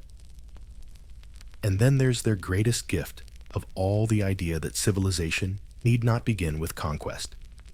The Minoans proved, long before philosophy gave it words, that power could arise from connection, not domination. They ruled the waves, not with armies, but with alliances, not through war, but through trade art and grace. It's a lesson that the modern world, with its endless empires and borders, still struggles to learn. In truth, the Minoans were Europe's first cosmopolitans. They lived at the intersection of worlds Africa, Asia, Europe, and turned diversity into strength. Their island was a crossroads, and they embraced that with curiosity instead of fear. It's not hard to see their reflection in later ages in the open republics of Greece, in the trading ports of Renaissance Italy, even in the ideals of modern Europe, with its dream of unity across difference. The Minoans had practiced such unity before anyone else thought to name it. Even today, artists and architects borrow unconsciously from them. The red columns of Knossos reborn in modern design. The clean lines and open courtyards that echo in Mediterranean villas. The fascination with labyrinths that weaves through literature, from Dante to Borges to modern cinema, all tracing back knowingly or not to the corridors of a palace built for the sea. And what of their spirit? It's still there, shimmering faintly, wherever beauty and logic meet. In the laughter of travelers by the Cretan shore, in the pattern of waves mirrored by a potter's hand, in the instinct that art and order belong together. The Minoans remind us that civilization at its heart is not about monuments, but about mood, the ability to make life graceful without crushing its joy. For thousands of years, their name was dust. Yet when they returned to us, through Evans's trowel, through myth, through science, they felt strangely familiar, as though we'd always known them. Perhaps we had. Perhaps every civilization that builds with light and worships with art carries a little of Crete in its soul. So when we speak of the birth of Greek culture, of the dawn of Europe, of reason, beauty, and proportion, we should whisper another name beside them. Knossos, Phaistos, Malia, the Sea Kings. The narrator's voice softens wind, rustling through imagined olive trees. Civilizations rise and fall, but certain dreams endure, the dream of harmony between humanity and the world, between art and order, between the seen and the sacred. The Minoans lived that dream first, and though their words are lost, their silence still sings. The sun sinks behind the mountains of Crete. The ruins of Knossos glow for a final moment in amber light, columns red as firewalls, pale as bone, the sea whispering beyond. The labyrinth fades into shadow, but the idea of it, the brilliance of it, remains winding through the corridors of history unbroken.